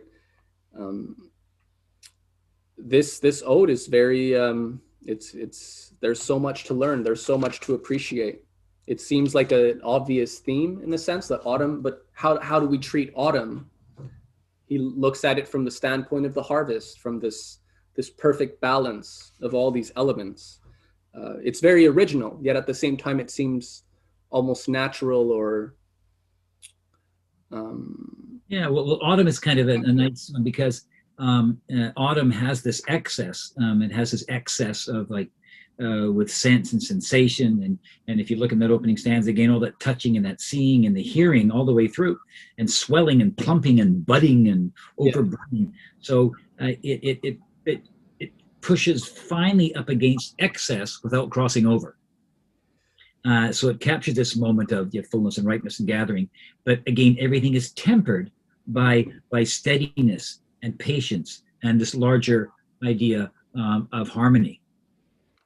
Absolutely. It's beautiful. It's truly, it's definitely a perfect poem. And so I think even 200 years later, right, we're still discussing it. And I think it's still a perfect model for writing poetry. However one chooses to do it with and take their own unique approach. This is a great model, and it's definitely worth studying. And all of Keats's works, given the bicentenary, are worth rediscovering and reciting. Right. The last thing I think I'd just say is that the recitation question is so important because until I tried to read some of these poems aloud, or when I tried, I felt completely lost. Like, what the hell am I talking about? I don't know what I'm saying. Even if we've read it and we know the meaning of all the words, how are you going to recite this to a friend, right? Or if you're in some social gathering, everybody's in the living room or something, and why don't we recite some poems? It presents a whole new set of questions about how to think about the poem once we're challenged to actually try and to convey what you're talking about for Ode to Autumn, or then for any other poem, figuring out how to convey the essence of the piece. I mean, you can go word by word. Should I stress this word? Should I stress that word? Should I read this line continuously? Do I need to stop? Does there need to be a pause? How should I say it? You can give words a rounder shape or a sharper shape, more color, less color, darker color. It's really amazing. It's really a great challenge, and I think we should all experiment with these odes, right? With these great pieces of poetry, and find out how to communicate such ideas. I feel like there's so much that could be learned just from trying to figure out how we'd go about communicating such beautifully poetical concepts. Quite right, David. And in the end, Keats has a striking originality in the odes in particular, that you got the speaker who develops such a deep, complex, and equal empathy for his subjects, no matter how concrete they are. And in fact, no matter how abstract they are, it doesn't really matter. And he has this empathy. The subject is all, and that's mainly what he learns from Shakespeare. He wants to be intense upon a subject without having any excess. At one point, Keats goes to see a very big painting by a very well-known painter, and it's one of these giant historical paintings. And Keats, very interestingly, in a letter, he describes seeing this massive painting that's completely impressive just in its scale. But he says something really important, and it leads to other thoughts. He says, there's something wrong with this painting because there's nothing to be intense upon. And you go, aha. That's how do we have something that you can be intense upon without any excess? And so that's what he attempts to do. And in this poem, you can see he's pushing up against excess all the time with all that plumping and swelling and so on. But he doesn't cross over. In the end, the poem just settles into itself. Right. It's a great challenge. I think it's a great challenge for people today as well. It's just as relevant 200 years later. So, I mean, with that said, unless we have anything else to say, I would encourage everybody to go visit Kim's website, Mapping Keats's Progress. It's johnkeats.uvic.ca. It's really a public service. There's so much to discover about Keats, and as we said, I think reading along and then reading the poems as we go along in his life and follow him, it's really quite something. It's quite magical, and I would recommend it to all our listeners. So thank you, Kim, for joining us. And thank you, David, for inviting me. I had a lot of fun. I hope you did too. Absolutely. And we thank everybody for listening, and we'll be back next week. So thank you, Kim. Thanks again. Bye-bye.